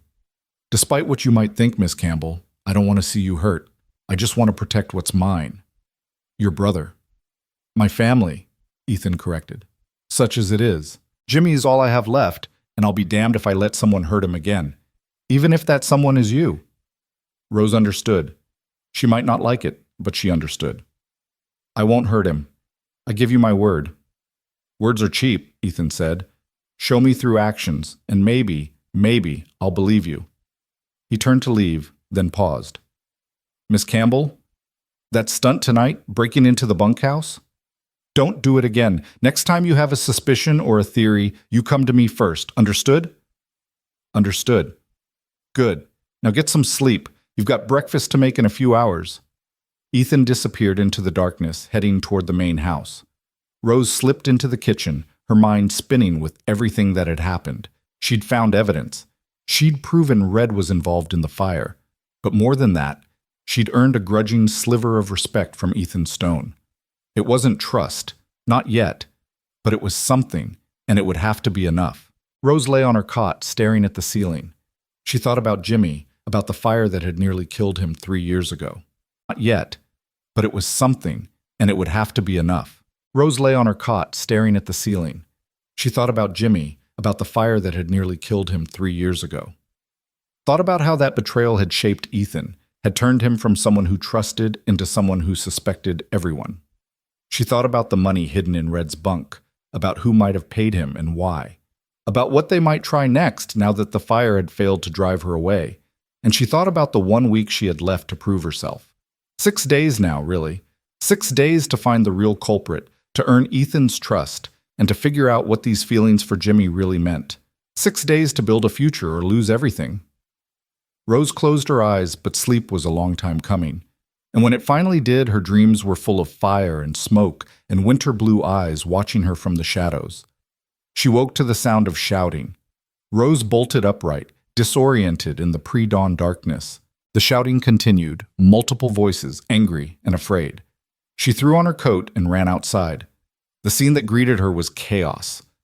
Men were gathered around the well, and even from a distance, Rose could see something was wrong. The bucket hung at an odd angle, and water wasn't flowing right. She ran toward the group, her heart sinking as she got closer. The well rope had been cut, not frayed or broken, but cleanly severed, and floating in the water below, visible even in the dim light, was something dark and oily. Someone had poisoned the well. Hank turned as Rose approached, his face grim. Someone dumped lamp oil in the water. The whole well's contaminated. Won't be usable for days, maybe weeks. Rose's stomach dropped. Without the well, the ranch had no water. The snow could be melted, but it would be a massive undertaking to provide enough for 25 men, plus all the horses and livestock. "When did this happen?" she asked. "Sometime in the night. It was fine at evening check." Hank looked around at the assembled men. Someone did this after everyone was asleep. Rose felt eyes turning toward her.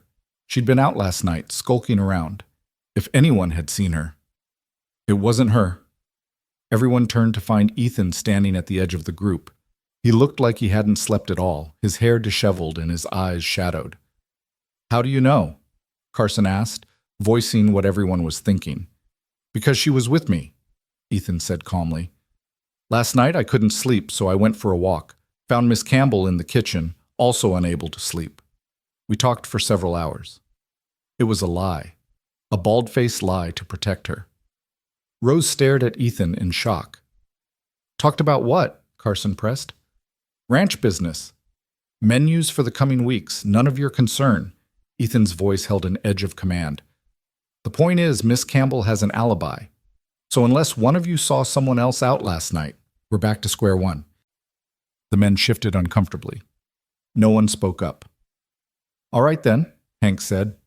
"We got work to do. Start melting snow for drinking water, and someone ride to town for fresh water barrels. We'll get through this." The group dispersed, but Rose stayed frozen in place. Ethan had just lied for her, had given her an alibi, protected her from suspicion. Why? Ethan met her eyes across the distance, his expression unreadable. Then he turned and walked away, leaving Rose with more questions than answers. But one thing was clear. Someone was escalating. First the fire, now the well. Someone was trying to destroy this ranch, piece by piece, and they were running out of time to stop them. Rose stood in the kitchen, her hands trembling as she tried to prepare breakfast with melted snow water. The liquid was clean enough after boiling, but the process was maddeningly slow. Every pot she owned was on the stove, filled with snow that took forever to melt and even longer to heat. The men would be hungry soon, and she had barely enough water to make coffee, let alone cook a proper meal. She was stirring a pot when the door opened and Jimmy walked in. He looked exhausted, dark circles under his eyes, his clothes damp from hauling snow. "Rose," he said, then stopped, seeming to remember his brother's orders about keeping distance. "Miss Campbell, I brought more snow." "Thank you."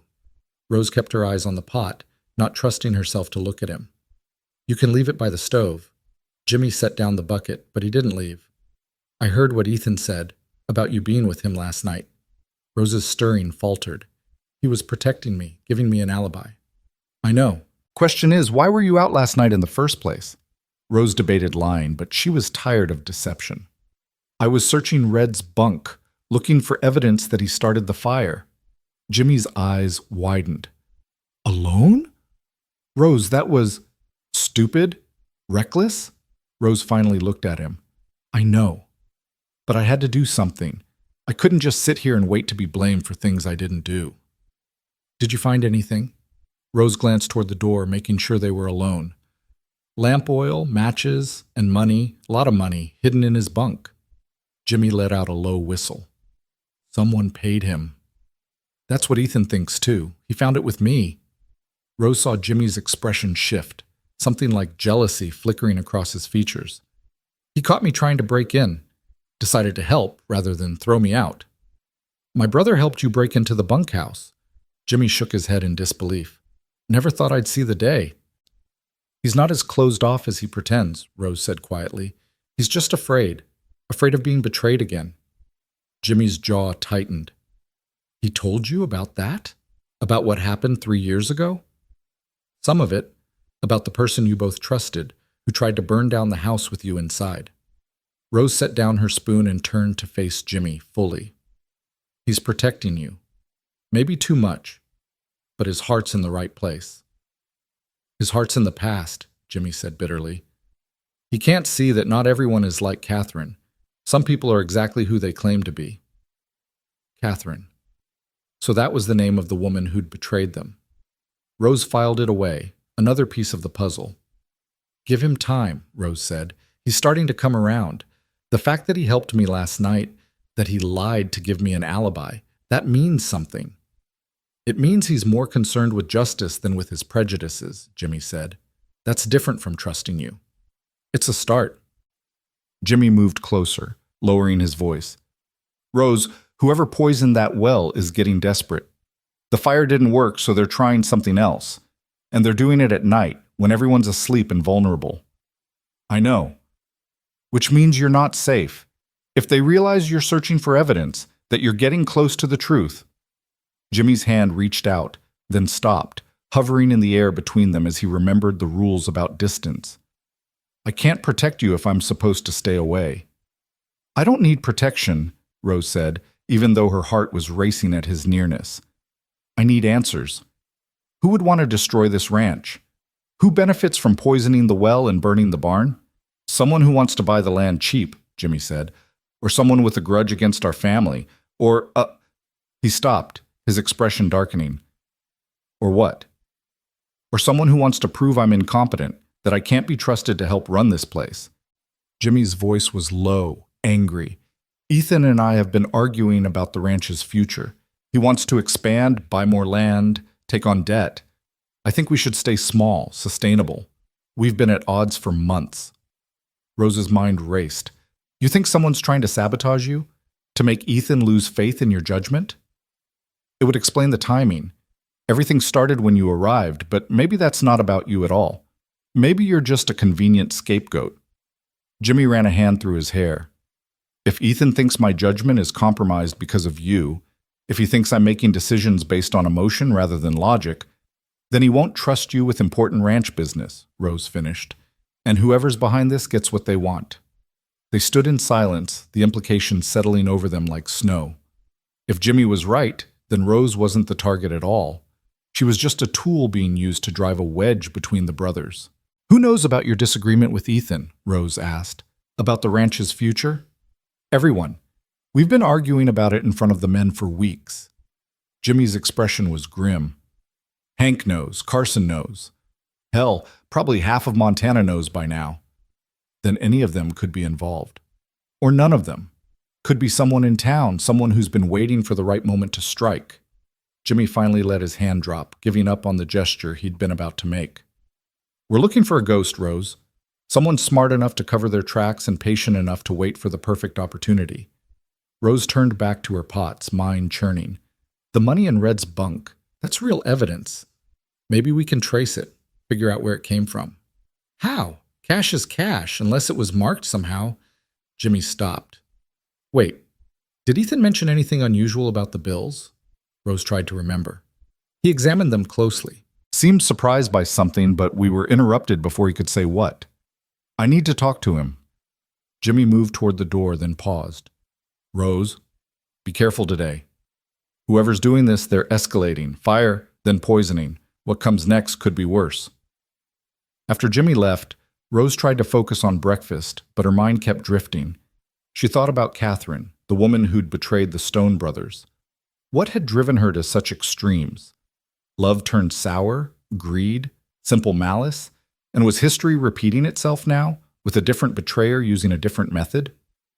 The men filed in for breakfast, a meager offering of oatmeal and hard biscuits, all Rose could manage with the limited water. They ate without complaint, understanding the situation, but Rose saw their worried glances. A ranch without water was a ranch in crisis. After breakfast, Rose was washing dishes when Hank appeared. "Miss Campbell, got a minute?" Rose dried her hands. "Of course." Hank looked uncomfortable, shifting his weight. "I need to ask you something, and I need you to be honest. Last night, when the boss said you were with him, was that true?" Rose's heart sank. Hank deserved the truth, but the truth would implicate her in breaking into the bunkhouse. "Why do you ask?" "Because I've known Ethan Stone since he was born, and I know when he's lying to protect someone." Hank's eyes were kind but sharp. "He gave you an alibi. Question is, did you need one?" Rose made a decision. If she couldn't trust Hank, she couldn't trust anyone. "I was searching Red's bunk, looking for evidence about the fire." Hank's eyebrows rose. "And did the boss catch you?" "He helped me. We found lamp oil, matches, and money. A lot of money, hidden in Red's things." "Well, I'll be damned." Hank pulled out a chair and sat heavily. "So Red was paid to start that fire, and the boss knows this?" "Yes, but we put everything back exactly as we found it. We didn't want whoever hired Red to know we're onto them." Hank nodded slowly. "Smart, but risky. If you'd been caught by anyone else, I know. But I was desperate. I have had 1 week to prove myself, and I couldn't do that sitting idle." "About that." Hank leaned forward. "The boss came to me this morning, said he's extending your trial period. Indefinitely. Until we sort out what's happening here." Rose's breath caught. "He said that?" "Said you've proven yourself resourceful and brave, and he'd be a fool to send you away when you might be the key to solving this whole mess." Hank smiled slightly. "Didn't say he trusts you yet, mind, but he's willing to give you more time." Relief flooded through Rose so strong it made her dizzy. "Thank you for telling me." "There's more. The boss wants you to keep your eyes and ears open. You're in the kitchen all day and men talk around meals. They might let something slip, some detail that points to who's behind this." You want me to spy on the men who've been kind to me," Rose said slowly. "I want you to help catch whoever's trying to destroy this ranch," Hank corrected. "Those are your men too now. You got a stake in keeping this place safe." He was right. Somewhere along the way, High Ridge Ranch had become home. These men, rough and flawed as they were, had become something like family. The idea of one of them being a traitor twisted Rose's stomach into knots. "I'll listen," Rose agreed. "But Hank, I don't think it's one of our men. I think it's someone outside using Red and maybe others to do their dirty work." "Could be, but we can't rule anything out." Hank stood. "Just be careful, Miss Campbell. Whoever this is, they ain't playing games." The rest of the day passed in a haze of work. Rose cooked, cleaned, and listened. She heard the men complain about the water situation, heard them speculate about who might be behind the sabotage, heard their fears about what might happen next. But she heard nothing that pointed to a culprit. Danny helped her haul more snow for melting, and during a quiet moment she asked him about the money they'd found. If someone wanted to pay Red to cause trouble, where would they get that kind of cash, she asked. Danny thought about it. Bank, I guess. Or if they're rich, might just have it lying around. What about earning it? What kind of work pays that well? Cattle sales, maybe, land deals, or... Danny's eyes widened. Miss Campbell, you don't think someone sold something to get that money, like rustled cattle or stolen goods? Rose hadn't thought of that, but it made sense. Is there a way to check, to see if any cattle have gone missing? Hank would know. He keeps careful count. Danny looked troubled. But if someone's been rustling from us to pay for sabotaging us, that's twisted. That's desperate, Rose corrected, and desperate people are dangerous. As evening approached, Rose prepared dinner, another simple meal of beans and cornbread, using as little water as possible. The men ate quietly, their usual cheer dampened by the day's hardships. Jimmy sat at his usual distant spot, barely eating. Rose caught him watching her several times, his expression troubled. She wanted to go to him, to tell him it would be all right, but Ethan's rules still stood. Distance, safety, protection from another betrayal. After dinner, as Rose was cleaning up, Ethan himself appeared in the kitchen doorway. "Miss Campbell." A word. Rose set down her dish towel and followed him outside into the cold evening air. The sky was clear, stars beginning to emerge in the deepening twilight. "I've been thinking about that money," Ethan said without preamble, "about where it might have come from." Danny suggested rustling, selling stolen cattle to fund the sabotage. Possible, but risky. Cattle sales leave records, witnesses. Ethan pulled something from his pocket, a single bill. "I went back to Red's bunk while the men were at dinner, took one of the bills to examine properly." He held it up to the fading light, and Rose saw what had caught his attention. In the corner, barely visible, was a mark. Not official bank markings, but something else, a small symbol drawn in ink. "What is it?" Rose asked. "A brand, not for cattle, but for money." Ethan's voice was tight with controlled anger. "Rich men sometimes mark their bills this way so they can track where their money goes. It's rare, but I've seen it before. So whoever paid Red is wealthy enough to mark their money, and arrogant enough to think no one would notice." Ethan pocketed the bill. "This symbol, I've seen it before. I just can't remember where." Rose's mind was racing. Someone rich with a grudge against your family, or someone who benefits from the ranch failing. Who fits that description? Ethan was quiet for a long moment. "There's a man in Helena, Marcus Thornton. He's been trying to buy our land for years, ever since the railroad announced plans to expand through this area. We've refused every offer. So he might try to force you to sell by making the ranch unprofitable? It's possible, but Thornton's not stupid. He wouldn't use marked bills if he was trying to hide his involvement." Ethan frowned. "Unless he wanted us to find them. Unless this is all some elaborate game to him." The idea was chilling. Someone playing with their lives like chess pieces, orchestrating disasters for amusement or profit. "What do we do?" Rose asked. "We spring the trap." Ethan's eyes were hard. "Tomorrow, I'm riding to Helena. I'm going to visit Thornton, see if I can rattle him, get him to reveal something. While I'm gone, you and Jimmy need to watch the ranch. Keep the men safe and watch for any more sabotage." "Jimmy and I working together? I thought you wanted us to keep distance." "I wanted to protect him from making another mistake." Ethan's expression softened slightly. "But I've been watching you, Miss Campbell. The way you work, the way you care for the men, the way you risked yourself to find the truth. You're not Catherine. You're not here to hurt us." Rose's throat tightened. "You trust me?" "I'm starting to, and trust is something I don't give lightly." Ethan turned to go, then paused. "For what it's worth, I think Jimmy's judgment about you was sound. I was wrong to question it." He left Rose standing in the cold, her heart full of emotions she couldn't quite name. Trust, acceptance, the beginning of something that felt like belonging. She went back inside to find Jimmy waiting in the kitchen.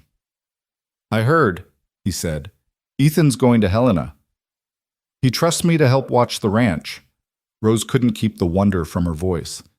"He actually trusts me." Jimmy smiled, and it transformed his face. "Told you he'd come around." He moved closer, and this time there was no hesitation. "Rose, while he's gone, we should talk," Rose said. "Really talk about what's happening between us." "What is happening between us?" Jimmy's voice was soft. "Because from where I'm standing, I'm falling for a woman who appeared in a blizzard and turned my whole world upside down." Rose's heart stuttered. "Jimmy, I know it's fast, I know it's complicated, but I also know that when I saw you on that bucket line, fighting that fire, all I could think was that I couldn't lose you." Jimmy's hand came up, gently touching her cheek. "Can't lose you, Rose." Rose leaned into his touch, closing her eyes. "You barely know me." "I know enough. Know you're strong and brave and stubborn. I know you make the best biscuits in Montana, and you're not afraid to stand up to my brother. I know you've been hurt before, and you're terrified of being hurt again." Jimmy's thumb brushed across her cheekbone. And I know I want to be the one who proves not all men are like your late husband. Thomas was a drunk and a fool, Rose said, opening her eyes. But he taught me an important lesson. Love isn't enough. You need trust too, and respect, and I'm offering all of that. Jimmy's voice was earnest. I'm offering you a partner, Rose, not a master or a savior. A partner. Rose wanted to believe him, wanted to let herself fall into whatever this was between them, but fear held her back, fear of being hurt, of being abandoned, of building something beautiful only to watch it burn. What if Ethan's right? She whispered. What if I am too much like Catherine? What if I hurt you without meaning to? Then I'll heal and move on. That's life, Rose. Risk and reward, pain and joy. Jimmy's other hand came up, cradling her face. But I don't think you'll hurt me. I think you're exactly what this family needs, what I need. Before Rose could respond, before she could think of all the reasons this was a bad idea, Jimmy kissed her. It was gentle, tentative, asking permission even as it offered promise. Rose's hands came up to grip his shirt, and she kissed him back with all the longing and fear and hope that had been building inside her since that first night in the blizzard. When they finally pulled apart, both breathing hard, Jimmy rested his forehead against hers. Say you'll give this a chance, he murmured. Give us a chance.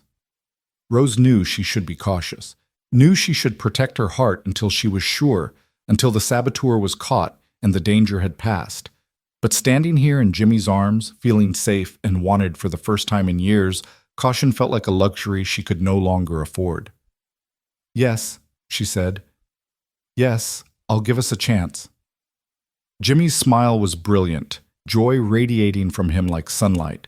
He kissed her again, longer this time, deeper. And Rose let herself fall, let herself believe that maybe, just maybe, she deserved this happiness. They were so lost in each other that neither of them heard the footsteps approaching the kitchen. Neither of them saw the figure standing in the shadows outside, watching through the window with cold, calculating eyes. Neither of them knew that their moment of happiness had just sealed their fate. The next morning, Ethan left for Helena before dawn. Rose woke to find a note slipped under her pantry door. Watch over Jimmy. Watch over the ranch. I'm counting on you. E.S. Rose tucked the note into her pocket and set about making breakfast. The water situation was still dire, but one of the men had rigged a system to melt snow more efficiently. It wasn't perfect, but it would do until the well could be cleaned and refilled. Jimmy appeared as she was setting out plates, looking more relaxed than she'd seen him in days. His eyes found hers across the room, and the warmth in them made her stomach flutter. Morning, he said, his voice carrying an intimacy that hadn't been there before. Morning? Rose couldn't help but smile. The men noticed, of course. Cowboys were observant about things like this, and the tension between Rose and Jimmy had been building for days. She saw knowing glances exchanged, heard a few good-natured chuckles, but no one said anything. If the boss's brother wanted to court the cook, that was their business. After breakfast, Jimmy found Rose in the cold storage room. I have to ride out to check the north fence line, he said. Should be back by noon. Will you be all right here? I'll be fine. I have work to keep me busy. Jimmy hesitated. Be careful, Rose. Keep the kitchen door locked. Don't let anyone in unless you know them. You're worrying too much. Someone poisoned our well and tried to burn down the barn. I'm worrying exactly the right amount. Jimmy touched her face briefly. Promise me you'll be careful. I promise. She watched him ride out, her heart tight with worry she wouldn't voice. Then she returned to the kitchen and threw herself into work. Rose was kneading bread dough when she heard a horse approach. She wiped her hands and went to the window, expecting to see one of the ranch hands returning early. Instead, she saw a stranger, a well-dressed man on a fine horse, picking his way carefully through the snow. He dismounted near the main house, looked around with an air of ownership that immediately set Rose's teeth on edge, then turned and walked directly toward the kitchen. Rose's instincts screamed danger. She moved quickly to the door, throwing the bolt just as the man reached for the handle. He knocked. Hello? Anyone here? I'm looking for Ethan Stone. Rose stayed silent, her heart pounding. I saw smoke from the chimney. I know someone's in there. The man's voice was smooth, educated. I'm Marcus Thornton from Helena. I have business with Mr. Stone. Thornton. The man Ethan had gone to see. The man who wanted to buy the ranch. What was he doing here? Mr. Stone isn't available, Rose called through the door. You'll have to come back another time. I'm afraid this can't wait. It's about the recent difficulties you've been experiencing. The fire. The well. A pause. I think I can help. Rose's mind raced. This could be a coincidence, Thornton arriving just as Ethan went to confront him. Or it could be exactly what Ethan feared, a trap, a game, another move on the chessboard. I'm just the cook, Rose said. I can't discuss ranch business with you. Then perhaps you could fetch someone who can. The foreman, maybe? Hank was out with the other men, supervising the well cleaning. Rose was alone. Everyone's working, she said. Come back this evening. Another pause. Then Thornton's voice changed, losing its smoothness and gaining an edge. I know you're in there alone, Miss Campbell. I know Ethan Stone rode out this morning, and his brother went to check fence lines. I know the foreman and all the hands are at the well. Fear shot through Rose. He'd been watching, planning. What do you want? She asked, backing away from the door. Just to talk, to make you an offer. The door handle rattled. Open the door, Miss Campbell. This doesn't have to be difficult. No. No? Thornton laughed, but there was no humor in it. Do you know what I've invested in this plan? The money I've spent? I paid Red Callahan to cause trouble, to make this ranch unprofitable. I poisoned the well myself, under cover of darkness, all to force the Stones to sell. He was confessing. Why was he confessing unless he planned to? The window shattered. Rose screamed and dove behind the table as glass rained down. Thornton climbed through, brushing shards from his expensive coat. That was unnecessary, he said calmly, but effective. Now, Miss Campbell, let's talk about your future. Rose grabbed a knife from the counter, holding it in front of her with shaking hands. Stay back. Or what? You'll stab me? Thornton smiled. I don't think so. You're not a killer, Rose. You're a survivor. That's why I'm here, to offer you a way to survive what's coming. What's coming? The end of High Ridge Ranch. One way or another, the Stones will sell to me. Either because their ranch has become unprofitable, or because... He paused, his smile widening. Or because tragedy forces their hand. You're going to hurt them. Rose's voice shook with rage. You're going to hurt Jimmy. Only if necessary. I'd prefer to avoid violence, which is where you come in. Thornton moved closer, and Rose raised the knife higher. You care about Jimmy Stone. That much is obvious. So here's my offer. Convince him to persuade his brother to sell. Do that, and everyone stays safe. You, Jimmy, even Ethan. Refuse, and I'll make sure this ranch burns to the ground with everyone in it. You're insane. I'm determined. There's a difference. Thornton's eyes were cold, calculating. The railroad is coming, Miss Campbell. This land will be worth 10 times what it is now. The Stones are sitting on a fortune and don't even realize it. I'm offering them a fair price for something they're about to lose anyway. They'll never sell, not to you, not after what you've done. Then they'll lose everything, and you'll lose Jimmy. Thornton reached into his coat and pulled out a small bottle. Rose recognized the smell immediately. Lamp oil. I can be very persuasive when I need to be. Fire is such an effective motivator. Rose's grip on the knife tightened. She thought about screaming, but the men were too far away to hear. Thought about running, but Thornton stood between her and both exits. Thought about fighting, but she was a cook, not a warrior. But she was also a survivor, and survivors did what they had to do. All right, Rose said, lowering the knife slightly. All right, I'll help you. Just put away the oil. Thornton's smile was triumphant. I knew you'd see reason. But first I need to understand. If you wanted the ranch so badly, why sabotage it? Why not just offer more money? Because the Stones are stubborn, proud. They've refused every offer, no matter how generous. Thornton pocketed the oil. But pride crumbles in the face of disaster. A man who can't feed his cattle or fight fires or keep his workers safe, that man will sell for pennies on the dollar just to escape his failures. And you'd destroy their lives for profit. I'd seize an opportunity. That's business, Miss Campbell. Thornton moved closer. Now here's what's going to happen. You're going to write a note to Jimmy telling him to meet you in the barn. When he arrives, I'll be waiting. We'll have a conversation about his future and the future of this ranch. You'll threaten him. I'll motivate him. There's a difference. Thornton gestured to the table. Write the note, now. Rose's mind raced. If she wrote the note, Jimmy would walk into a trap. But if she refused, Thornton might hurt her, might burn the kitchen, might do any number of terrible things. She needed time, needed to stall until someone returned. I'll write it, Rose said. But my hands are shaking. I need a moment to calm down. You have 30 seconds. Rose moved to the table, her back to Thornton, and picked up the pencil she kept for writing shopping lists. Her eyes fell on the pot of coffee on the stove. Still hot, nearly boiling. 30 seconds. She counted them in her head. 25. 20. Time's up, Thornton said. Right. Rose spun and threw the coffee pot. It wasn't graceful or well-aimed, but it didn't need to be. The pot hit Thornton in the chest, and boiling coffee splashed across his face and neck. He screamed, stumbling backward, his hands going to his burned skin. Rose ran. She made it to the door, threw the bolt, got it open. Cold air hit her face as she burst outside, running through the snow, screaming for help. Fire! Help! Fire! It was the one word guaranteed to bring every man running. Behind her, she heard Thornton cursing, heard him stumble out of the kitchen, but she didn't look back. She ran toward the well where the men were working, her lungs burning, her legs pumping. She saw Hank's head snap up, saw him start running toward her, saw other men dropping their tools and racing in her direction. Thornton! Rose gasped as Hank reached her. Marcus Thornton, he's here. He confessed.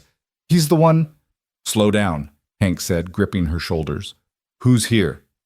Thornton, in the kitchen. He broke in. He threatened me. He's going to...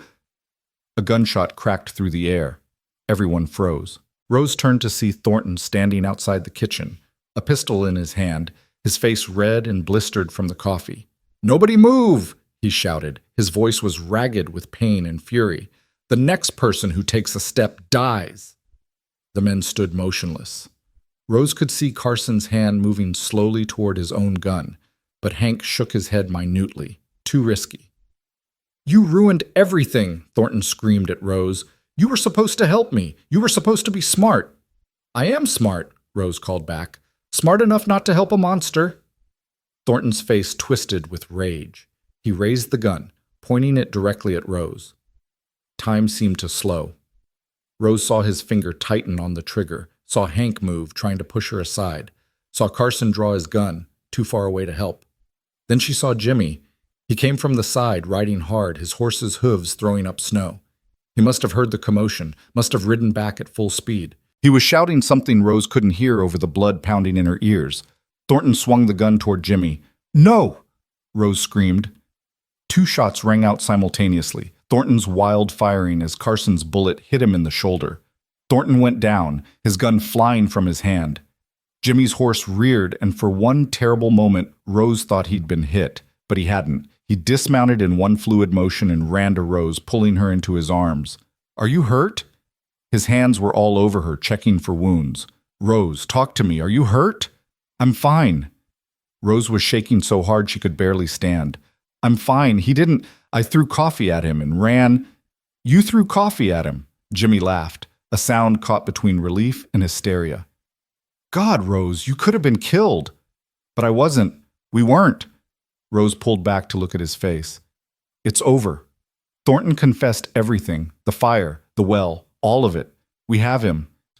Hank and several other men had surrounded Thornton, who was clutching his bleeding shoulder and moaning. Carson had retrieved the gun and was checking to make sure it was empty. Someone ride to town, Hank ordered. Get the sheriff. Tell him we got the man who's been sabotaging the ranch. As one of the hands galloped away, Jimmy turned Rose's face toward his. When I heard that gunshot, when I thought... His voice broke. Rose, I can't lose you. I just found you. You're not going to lose me.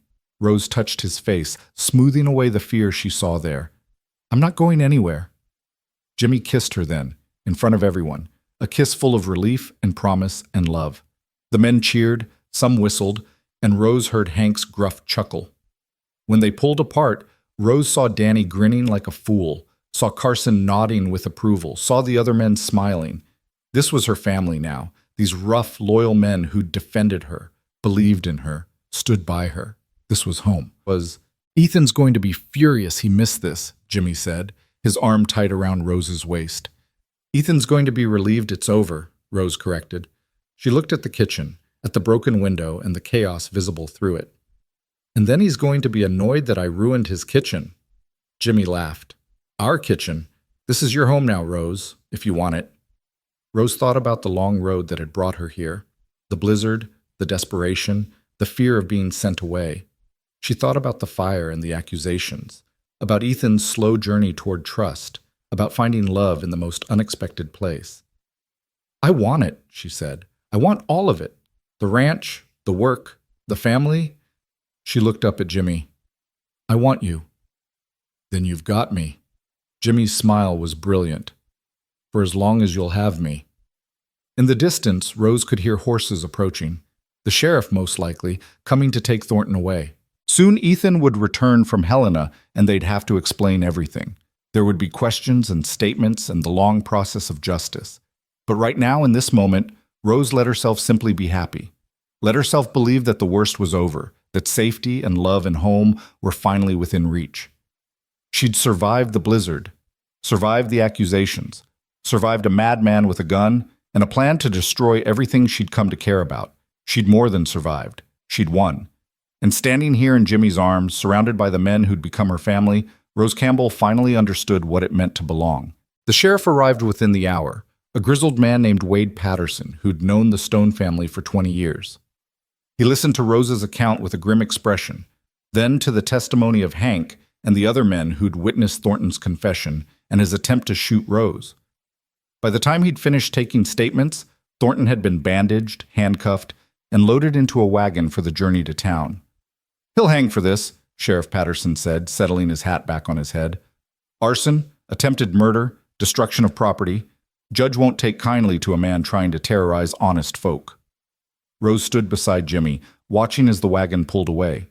Thornton's face was a mask of pain and fury, his burned skin already blistering.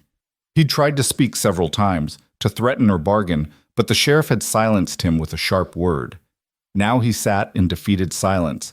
His grand plan crumbled to dust. Strange thing, Sheriff Patterson said, turning to Rose. Man like Thornton, he's got money and influence. Could have bought a dozen other parcels of land for his railroad scheme. Why fixate on this one? Rose had wondered the same thing. He said it was about the railroad, about the land being worth a fortune.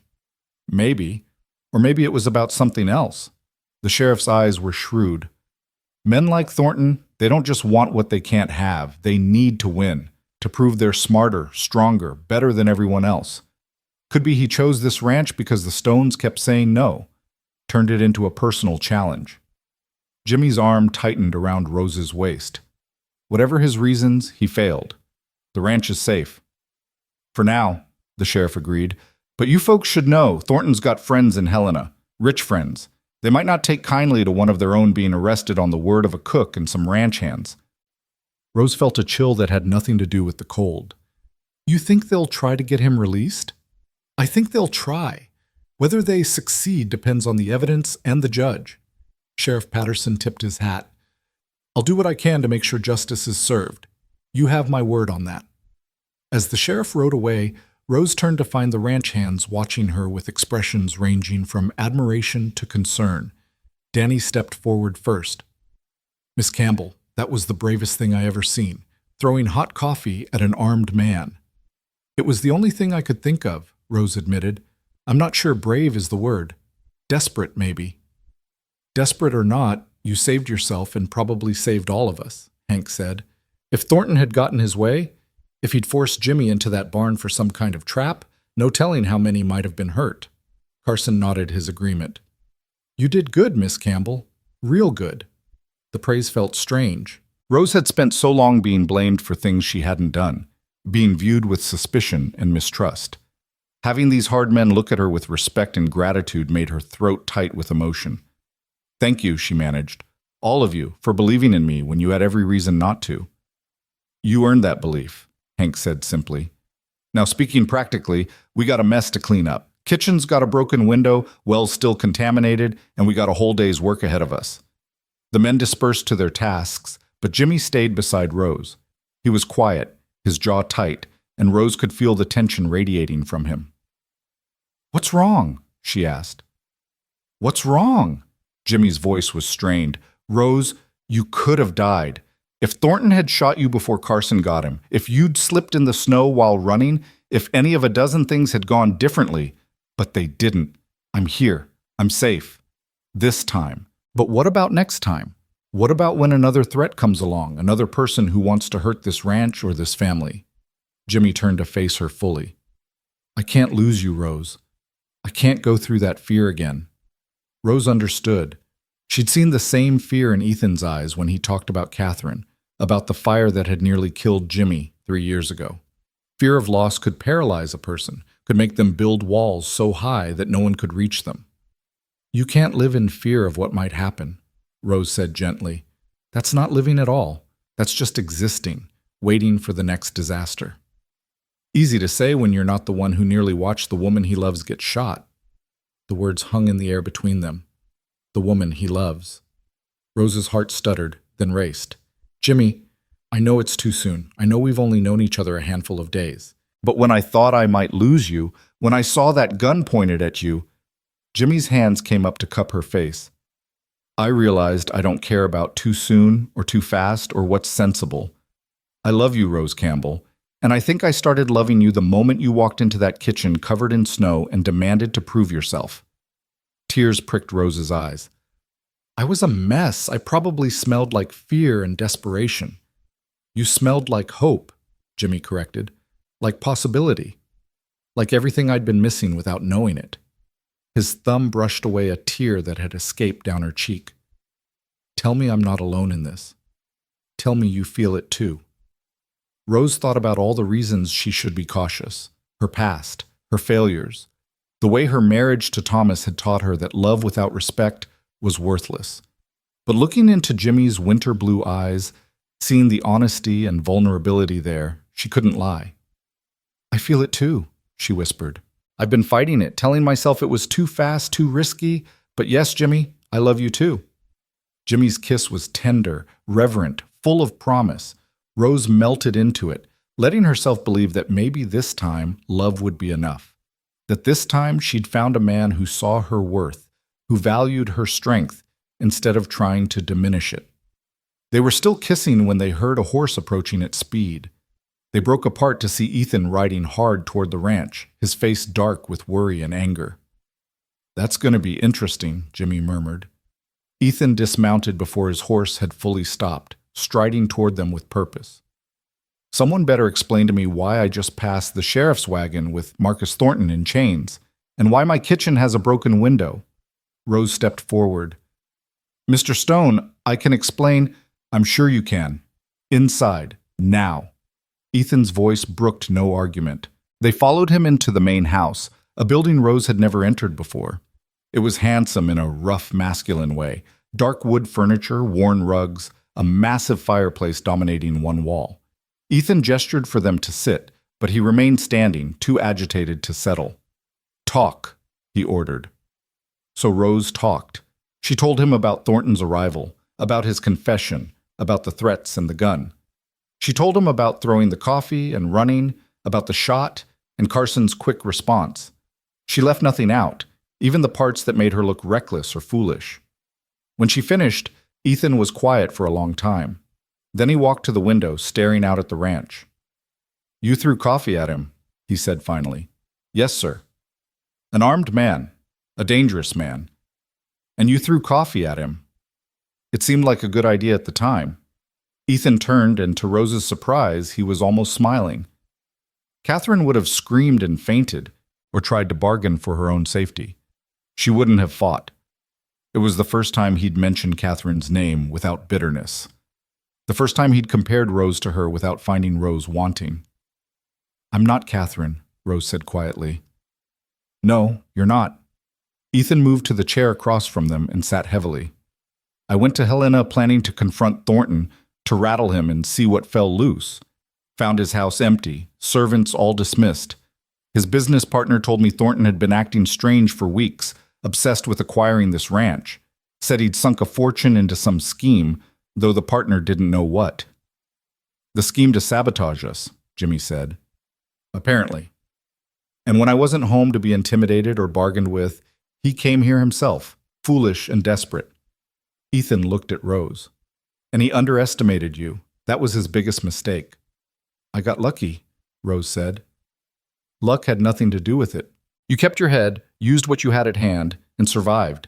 Ethan leaned forward. Miss Campbell, Rose, I owe you an apology. I've treated you with suspicion since the moment you arrived. I questioned your motives, your character, your place here. I was wrong. The apology, coming from this proud, guarded man, meant more than Rose could express. You were protecting your family. I understand that. Understanding doesn't make it right. I let my past color my judgment. Let my fear of being betrayed again blind me to what was right in front of me. A good woman trying to build a life from nothing. Ethan's expression softened. You've proven yourself 10 times over, Rose. You've earned your place here, not just as our cook, but as part of this family. Rose's eyes filled with tears again. Thank you. That means more than you know. There's more. Ethan glanced at his brother. I've been thinking about what you said, Jimmy, about the ranch, about our future. You were right. We don't need to expand and take on debt. What we need is to strengthen what we have. Build something sustainable and good. Jimmy looked stunned. You're agreeing with me? Don't look so shocked. I can admit when I'm wrong. Ethan's lips quirked. Though I'd appreciate it if you didn't make a habit of being right. Bad for my authority. Jimmy laughed, the sound full of relief and joy. I'll try to be wrong occasionally, just to keep you humble. The brothers smiled at each other, and Rose saw the bond between them strengthening, the trust that had been strained by fear and disagreement knitting back together. Now, Ethan said, his tone becoming businesslike. We have practical matters to address. The kitchen needs repairs, the well needs cleaning, and we need to prepare for winter in earnest. Rose, I'm officially hiring you as ranch cook with a proper salary and living quarters. That pantry isn't suitable for long-term residents. Where will I stay? Rose asked. There's a small cottage behind the main house. It was built for the previous foreman, but Hank prefers the bunkhouse. It's yours if you want it. Bedroom, sitting room, even a small kitchen of your own, though I expect you'll still do most of your cooking in the main cookhouse. A cottage. Her own space, her own home. Rose could barely believe it. That's too generous. It's practical, and it's what you've earned. Ethan stood. Take the rest of the day to settle in. Tomorrow we'll start repairs and get things back to normal. He left them alone, and Rose turned to Jimmy with wonder in her eyes. A cottage, a real home. With a real future, Jimmy added. He took her hands. Rose, I know we've been through hell these past days. I know everything's been chaos and fear and fighting to survive. But now that's over, now that we can breathe. I want to talk about us, about what comes next. Rose's heart raced. What do you want to come next? I want to court you properly. Take you to dances in town, introduce you to people as the woman I'm proud to be with. I want to give you time to be sure about this, about us, without the pressure of danger or suspicion. Jimmy squeezed her hands. And then, when you're ready, when you're absolutely certain, I want to marry you, Rose Campbell. I want to build a life with you here on this ranch. I want to wake up every morning to the smell of your cooking and fall asleep every night with you in my arms. Rose's breath caught. Marriage. A real marriage to a good man who loved her for who she was. It was everything she'd stopped believing she could have. I want that too, she said. All of it. But Jimmy, you should know. I'm broken in some ways. Thomas, he hurt me in ways that don't show. I might flinch when you raise your voice. I might have days where I can't believe this is real, where I wait for it all to fall apart. Then I'll spend every day proving it's real, proving I'm not him, that this love is different. Jimmy pulled her close. We're all broken in some ways, Rose. The question is whether we're willing to heal together. Rose buried her face in his chest, breathing in the scent of him, leather and hay and something uniquely Jimmy. Yes, Yes, I'm willing. They stayed like that for a long moment, holding each other in the quiet of the main house. Then Jimmy pulled back with a smile. Come on, let me show you your cottage. The cottage was small but perfect. Whitewashed walls, a stone fireplace, windows that let in the afternoon light. The bedroom had a real bed with a quilted coverlet. The sitting room had comfortable chairs and a small table. And the kitchen, though tiny, was efficient and well appointed. It's beautiful, Rose breathed, turning in a slow circle. It's yours. Jimmy leaned against the doorframe, watching her with soft eyes. Make it a home, Rose. Our home, eventually, if you'll have me. Rose went to him, rising on her toes to kiss him. I'll have you. Today, tomorrow, for as long as you'll stay. Forever then, because I'm not going anywhere. That evening, Rose cooked dinner in the main kitchen despite Ethan's suggestion to rest. The men needed feeding, and the work soothed her, helped her process everything that had happened. She made a feast, roasted chicken with herbs, mashed potatoes with butter, green beans, fresh bread, and an apple pie using the dried apples from the pantry. The men ate with enthusiasm, their spirits high now that the threat had passed. Danny told and retold the story of Rose throwing coffee at Thornton, embellishing it more with each telling until Rose had to laugh and correct him. I wasn't that brave, she protested. I was terrified. Being terrified and doing it anyway, that's the definition of brave, Carson said. Coming from him, the taciturn cowboy who rarely spoke, it meant everything. After dinner, as Rose was cleaning up, she heard a commotion outside. Through the window, she saw a wagon approaching, and her heart nearly stopped when she recognized the driver. It was Martha Henley from Billings, the woman who'd told Rose about the cook's position. But it was the person sitting beside Martha that made Rose's hands start shaking. A young woman, maybe 18, with dark hair and familiar features. Features Rose hadn't seen in 5 years. Her sister. Her baby sister. Emily. Rose ran outside without thinking, without even removing her apron. She was halfway to the wagon when Emily saw her, and the girl's face transformed with joy and disbelief. Rose! Rose! Emily scrambled down from the wagon and ran toward her sister. They collided in the snow, holding each other and crying. Rose couldn't speak, couldn't think. She just held her sister, the girl who'd been only 13 when the fever took their parents and brother, the girl Rose had sent away to live with their aunt in Denver because she couldn't afford to keep her. How? Rose finally managed. How are you here? Martha found me, Emily said through her tears.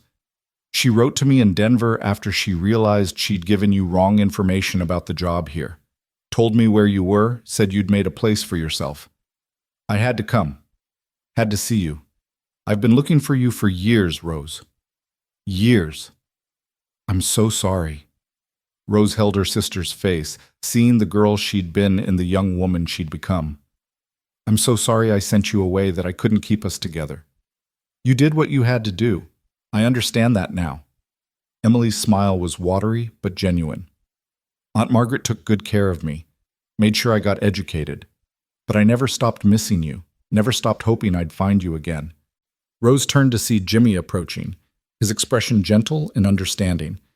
Emily, this is Jimmy Stone. He's... Rose hesitated, not sure how to explain. I'm the man who loves your sister, Jimmy said simply, offering his hand to Emily. It's an honor to meet you. Emily shook his hand, studying him with shrewd eyes that reminded Rose of their mother. You better be good to her. She's been through enough.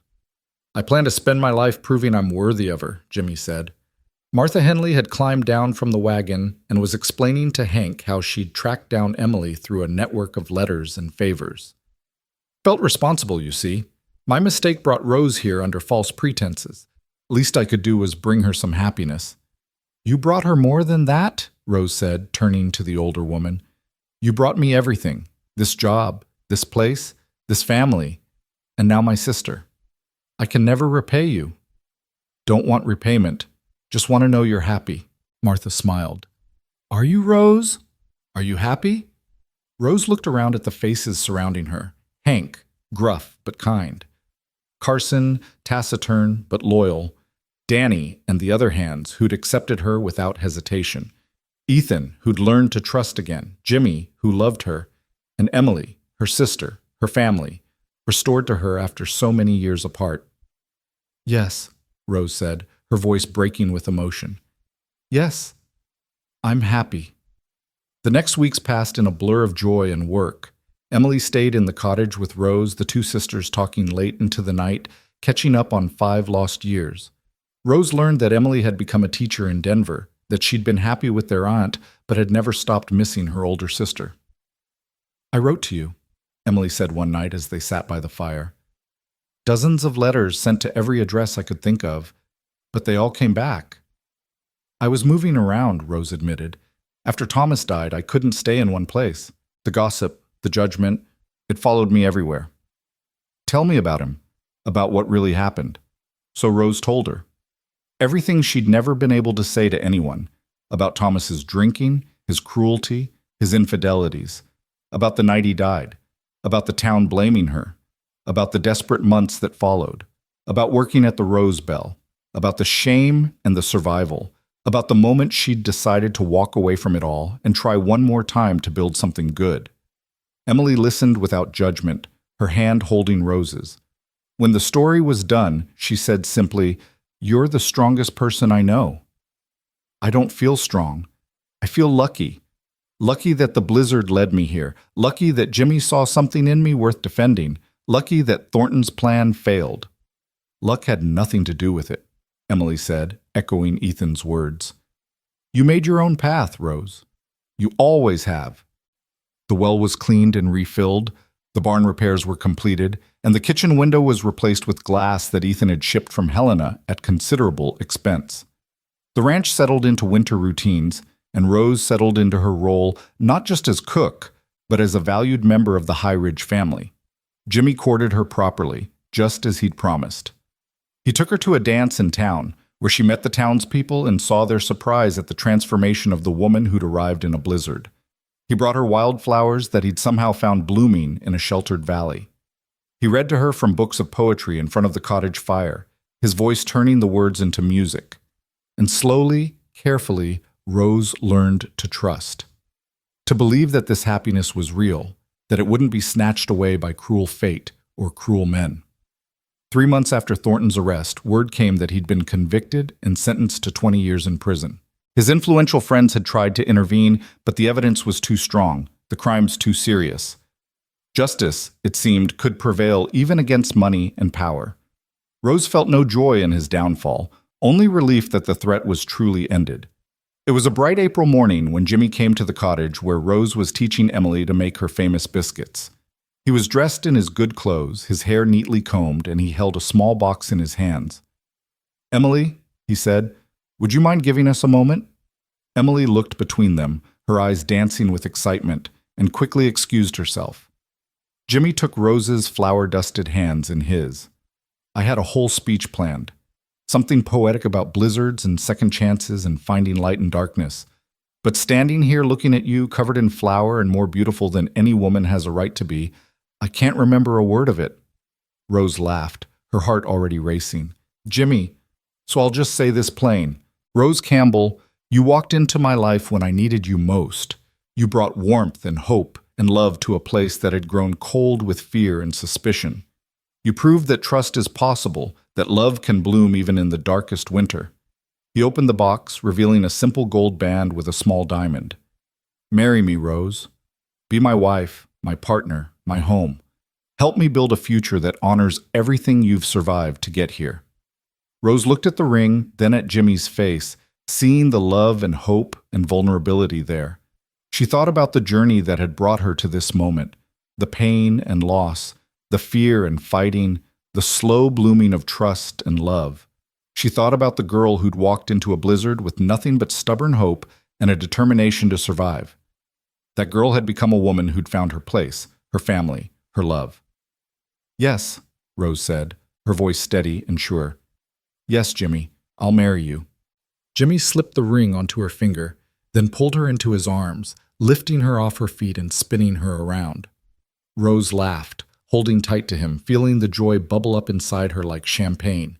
When he set her down, they kissed, long and deep and full of promise. Through the window, Rose could see Emily dancing with excitement, could see Hank and some of the hands watching with grins. When?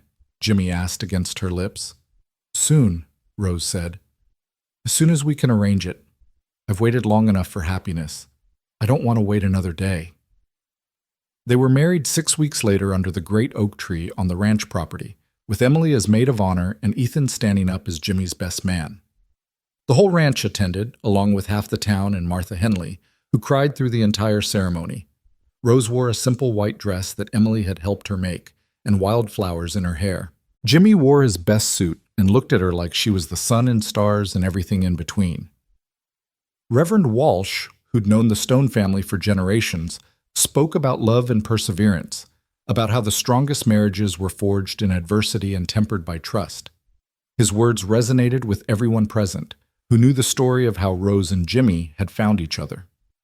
When it came time for the vows, Jimmy took Rose's hands and spoke from his heart. Rose, you came to me in a blizzard, and you've been my warmth ever since. You've taught me that trust is a choice, that love is an action, that home is wherever you are. I promise to stand by you through every storm, to believe in you when you doubt yourself, to love you with everything I am for all the days of my life. Rose's voice was steady despite her tears. Jimmy, you saw worth in me when I'd forgotten my own value. You defended me when others doubted, loved me when I thought myself unlovable. I promise to build a life with you built on honesty and respect, to stand beside you as your partner and equal, to love you fiercely and faithfully until my last breath. When Reverend Walsh pronounced them husband and wife, the cheer that went up could probably be heard in the next county. Jimmy kissed his bride as the ranch hands whistled and clapped, as Emily cried happy tears, as Ethan smiled with genuine warmth. The celebration lasted well into the night. Rose had prepared a feast with Emily's help, all her signature dishes and some new ones she'd been perfecting. The men ate and drank and danced at their joy infectious. At one point, Hank pulled Rose aside.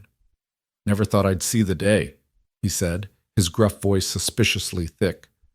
This ranch, it's been full of sadness for too long, but you brought life back to it, brought joy. Thank you for that, Mrs. Stone. Mrs. Stone. Rose tried out the name in her mind and found she loved it. Not because it erased who she'd been, but because it acknowledged who she'd become.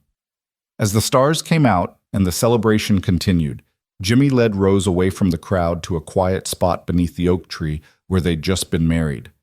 Happy? He asked, pulling her close. Happier than I ever thought possible, Rose admitted. Sometimes I'm afraid I'll wake up and find this was all a dream. Then I'll spend every day making sure you know it's real. Jimmy kissed her forehead. We've got our whole lives ahead of us, Rose. What do you want to do with them? Rose thought about it. I want to keep cooking for the ranch, keep making this place feel like home. I want to help Emily get established, maybe help her open a school in town. And someday when we're ready, I want children, a family of our own. That sounds perfect. Jimmy's arms tightened around her. You know what the best part is? We get to build it together. Every decision, every dream, every challenge, we face it as partners. Partners, Rose repeated, loving the word. Equal partners. Always. They stood there under the stars, holding each other, listening to the sounds of celebration drifting from the ranch. Rose thought about the long road that had brought her here, about every hardship that had shaped her, every loss that had strengthened her. She thought about the girl who'd walked 6 hours through a blizzard, desperate and afraid but refusing to give up. That girl had found more than a job or a home. She'd found herself. She'd found her worth. She'd found love that didn't demand she diminish herself, but celebrated everything she was. The months that followed the wedding brought their own challenges and joys. Rose and Jimmy moved into the cottage together, making it truly their home. Emily decided to stay in Montana, opening a small school in town with financial backing from Ethan, who'd recognized her talent and dedication. Rose continued to cook for the ranch, but now with Emily's help on busy days. The sisters worked side by side, teaching each other, learning from each other, building the relationship they'd lost too soon and found again against all odds.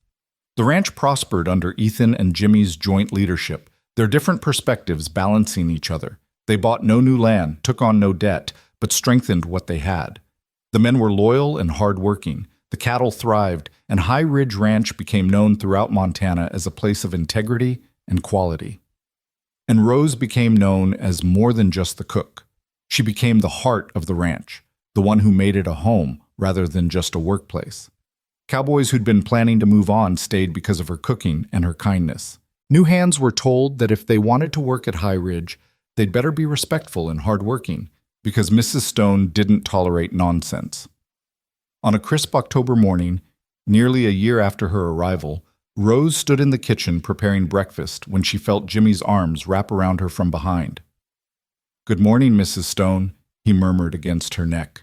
"Good morning, Mr. Stone." Rose leaned back against him, savoring the moment. "Sleep well?" "Perfectly, though I woke up to an empty bed and followed the smell of coffee." He turned her in his arms. "You're up early." "I have something to tell you." Rose's heart was racing, but with joy this time, not fear. "Something I've been waiting to be sure about before I said anything." Jimmy's expression grew concerned. "What is it? Are you all right?" "I'm more than all right." Rose took his hand and placed it on her still flat stomach. "We're going to have a baby, Jimmy. You're going to be a father." For a moment, Jimmy just stared at her, his expression stunned. Then joy broke across his face like sunrise, brilliant and beautiful. He laughed, picked her up and spun her around just as he had when she'd accepted his proposal. "A baby," he said, setting her down gently, his hands immediately going to her stomach as if he could feel the tiny life growing there. "Rose, a baby. Our baby. Are you happy?" Rose asked, though she could see the answer in his face. Happy doesn't begin to cover it. Jimmy's eyes were wet. "You've given me so much already. Love, partnership, home, and now this. A child. A family." He kissed her softly. "When?" "Late spring, I think. April or May. A spring baby. New life in the season of new beginnings." Jimmy pulled her close, careful now of the precious cargo she carried. "Have you told Emily?" "Not yet. I wanted you to be the first to know." "Let's tell her together, and Ethan, and—" Jimmy laughed. "Hell, let's tell everyone. I want to shout it from the rooftops." They told Emily over breakfast, and she cried and hugged them both, already planning how she'd be the best aunt any child ever had. They told Ethan, who looked shocked and then quietly pleased, already talking about adding rooms to the cottage for a nursery. By lunchtime, the whole ranch knew. The men congratulated Jimmy with backslapping and ribbing, and they treated Rose with even more care than before, as if she might break. "I'm pregnant, not fragile," Rose protested when Danny tried to take a pot from her hands. "I can still work." "Course you can," Hank said. "But humor us, Mrs. Stone. Let us help. It's all we know how to do." So Rose let them help, let them show their care through action, and she continued to cook, to nurture, to build the life she'd once thought was impossible. Winter came again, but this time Rose faced it without fear. She had a warm home, a loving husband, family and friends surrounding her. She had purpose and security and love that grew deeper every day. She also had her mother's cookbook, which she'd saved from the fire all those months ago. She spent winter evenings reading it, learning recipes she'd forgotten, planning meals for her child to grow up eating. One snowy evening, as Rose sat by the fire with the cookbook in her lap and Jimmy's hand resting on her growing belly, he asked, "Do you ever think about that day you arrived, about walking through the blizzard?" "Sometimes," Rose admitted. "I think about how desperate I was, how afraid, how I walked 6 hours through snow with holes in my boots, not knowing if I'd find anything at the end." "What would you tell that woman now if you could go back and talk to her?" Rose thought about it. "I'd tell her to keep walking, that every step through that storm is leading her home, that she's stronger than she knows, braver than she believes, and worthy of everything good that's coming." She looked up at Jimmy. "I'd tell her that sometimes the hardest journeys lead to the most beautiful destinations." "And the man she'd meet at the end was pretty handsome too," Jimmy added with a grin. Rose laughed and swatted his arm. "Modest as always." "Just stating facts." Jimmy's expression grew serious. "Rose, do you have any regrets? About how things happened? About the path that led you here?" Rose considered the question honestly. She thought about Thomas and the pain he'd caused, about the rose bell and the shame, about the desperation and fear that had driven her through that blizzard. She thought about every hardship, every loss, every moment she'd thought she couldn't go on. "No," she said finally. "No regrets. Because every hard thing, every loss, every moment of pain, it shaped me into someone strong enough to accept this happiness, someone brave enough to fight for it.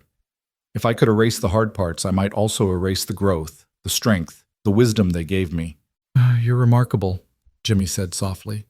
"I'm just someone who refused to give up, who kept walking through the storm until I found home." As spring approached and Rose's belly grew round with their child, preparations began in earnest. The cottage was expanded, a nursery added with a cradle that Carson had built with his own hands. Emily sewed tiny clothes, her face soft with anticipation of being an aunt. The ranch hands argued good-naturedly about whether the baby would be a boy or girl, taking informal bets and making outrageous predictions. Ethan surprised everyone by being the most excited of all. He'd never shown much interest in children before, but the idea of being an uncle seemed to unlock something in him. He ordered books on child rearing from back east, much to Jimmy's amusement. "You planning to raise my child for me?" Jimmy teased. "Someone needs to make sure you don't mess it up," Ethan shot back, but his smile took the sting from the words. On a warm April morning, when the wildflowers were blooming in the valley and the oak tree was budding with new leaves, Rose felt the first pains of labor. Jimmy, who'd been calm through every crisis the ranch had faced, panicked completely. He ran for the doctor, then ran back to Rose, then ran for Emily, all while Rose sat calmly in the kitchen chair, breathing through the contractions. "Jimmy," she said when he burst through the door for the third time, "I'm fine. The baby's not coming for hours yet. Breathe." "I am breathing," Jimmy said, though he looked like he might faint. "Then breathe slower. You're turning blue." Emily arrived with the doctor, a capable woman named Dr. Sarah Chen, who'd settled in town the year before. She examined Rose, pronounced everything normal, and settled in to wait. The labor lasted through the day and into the evening. Rose bore it with the same quiet strength she'd shown through every trial, focusing, breathing, enduring. Jimmy stayed by her side, holding her hand, whispering encouragement, being the partner he'd promised to be. Just as the sun was setting, painting the sky in shades of pink and gold, Rose gave one final push and brought new life into the world. "A girl," Dr. Chen announced, placing the squalling infant on Rose's chest. A healthy, beautiful girl. Rose looked down at her daughter, red-faced and angry, with a shock of dark hair and eyes that would surely be blue like her father's, and felt love so fierce it stole her breath. "Hello, little one," she whispered. "Welcome home." Jimmy was crying openly, his hand trembling as he touched his daughter's tiny fist. "She's perfect. Rose, she's perfect." "What will you name her?" Dr. Chen asked. Rose and Jimmy had discussed this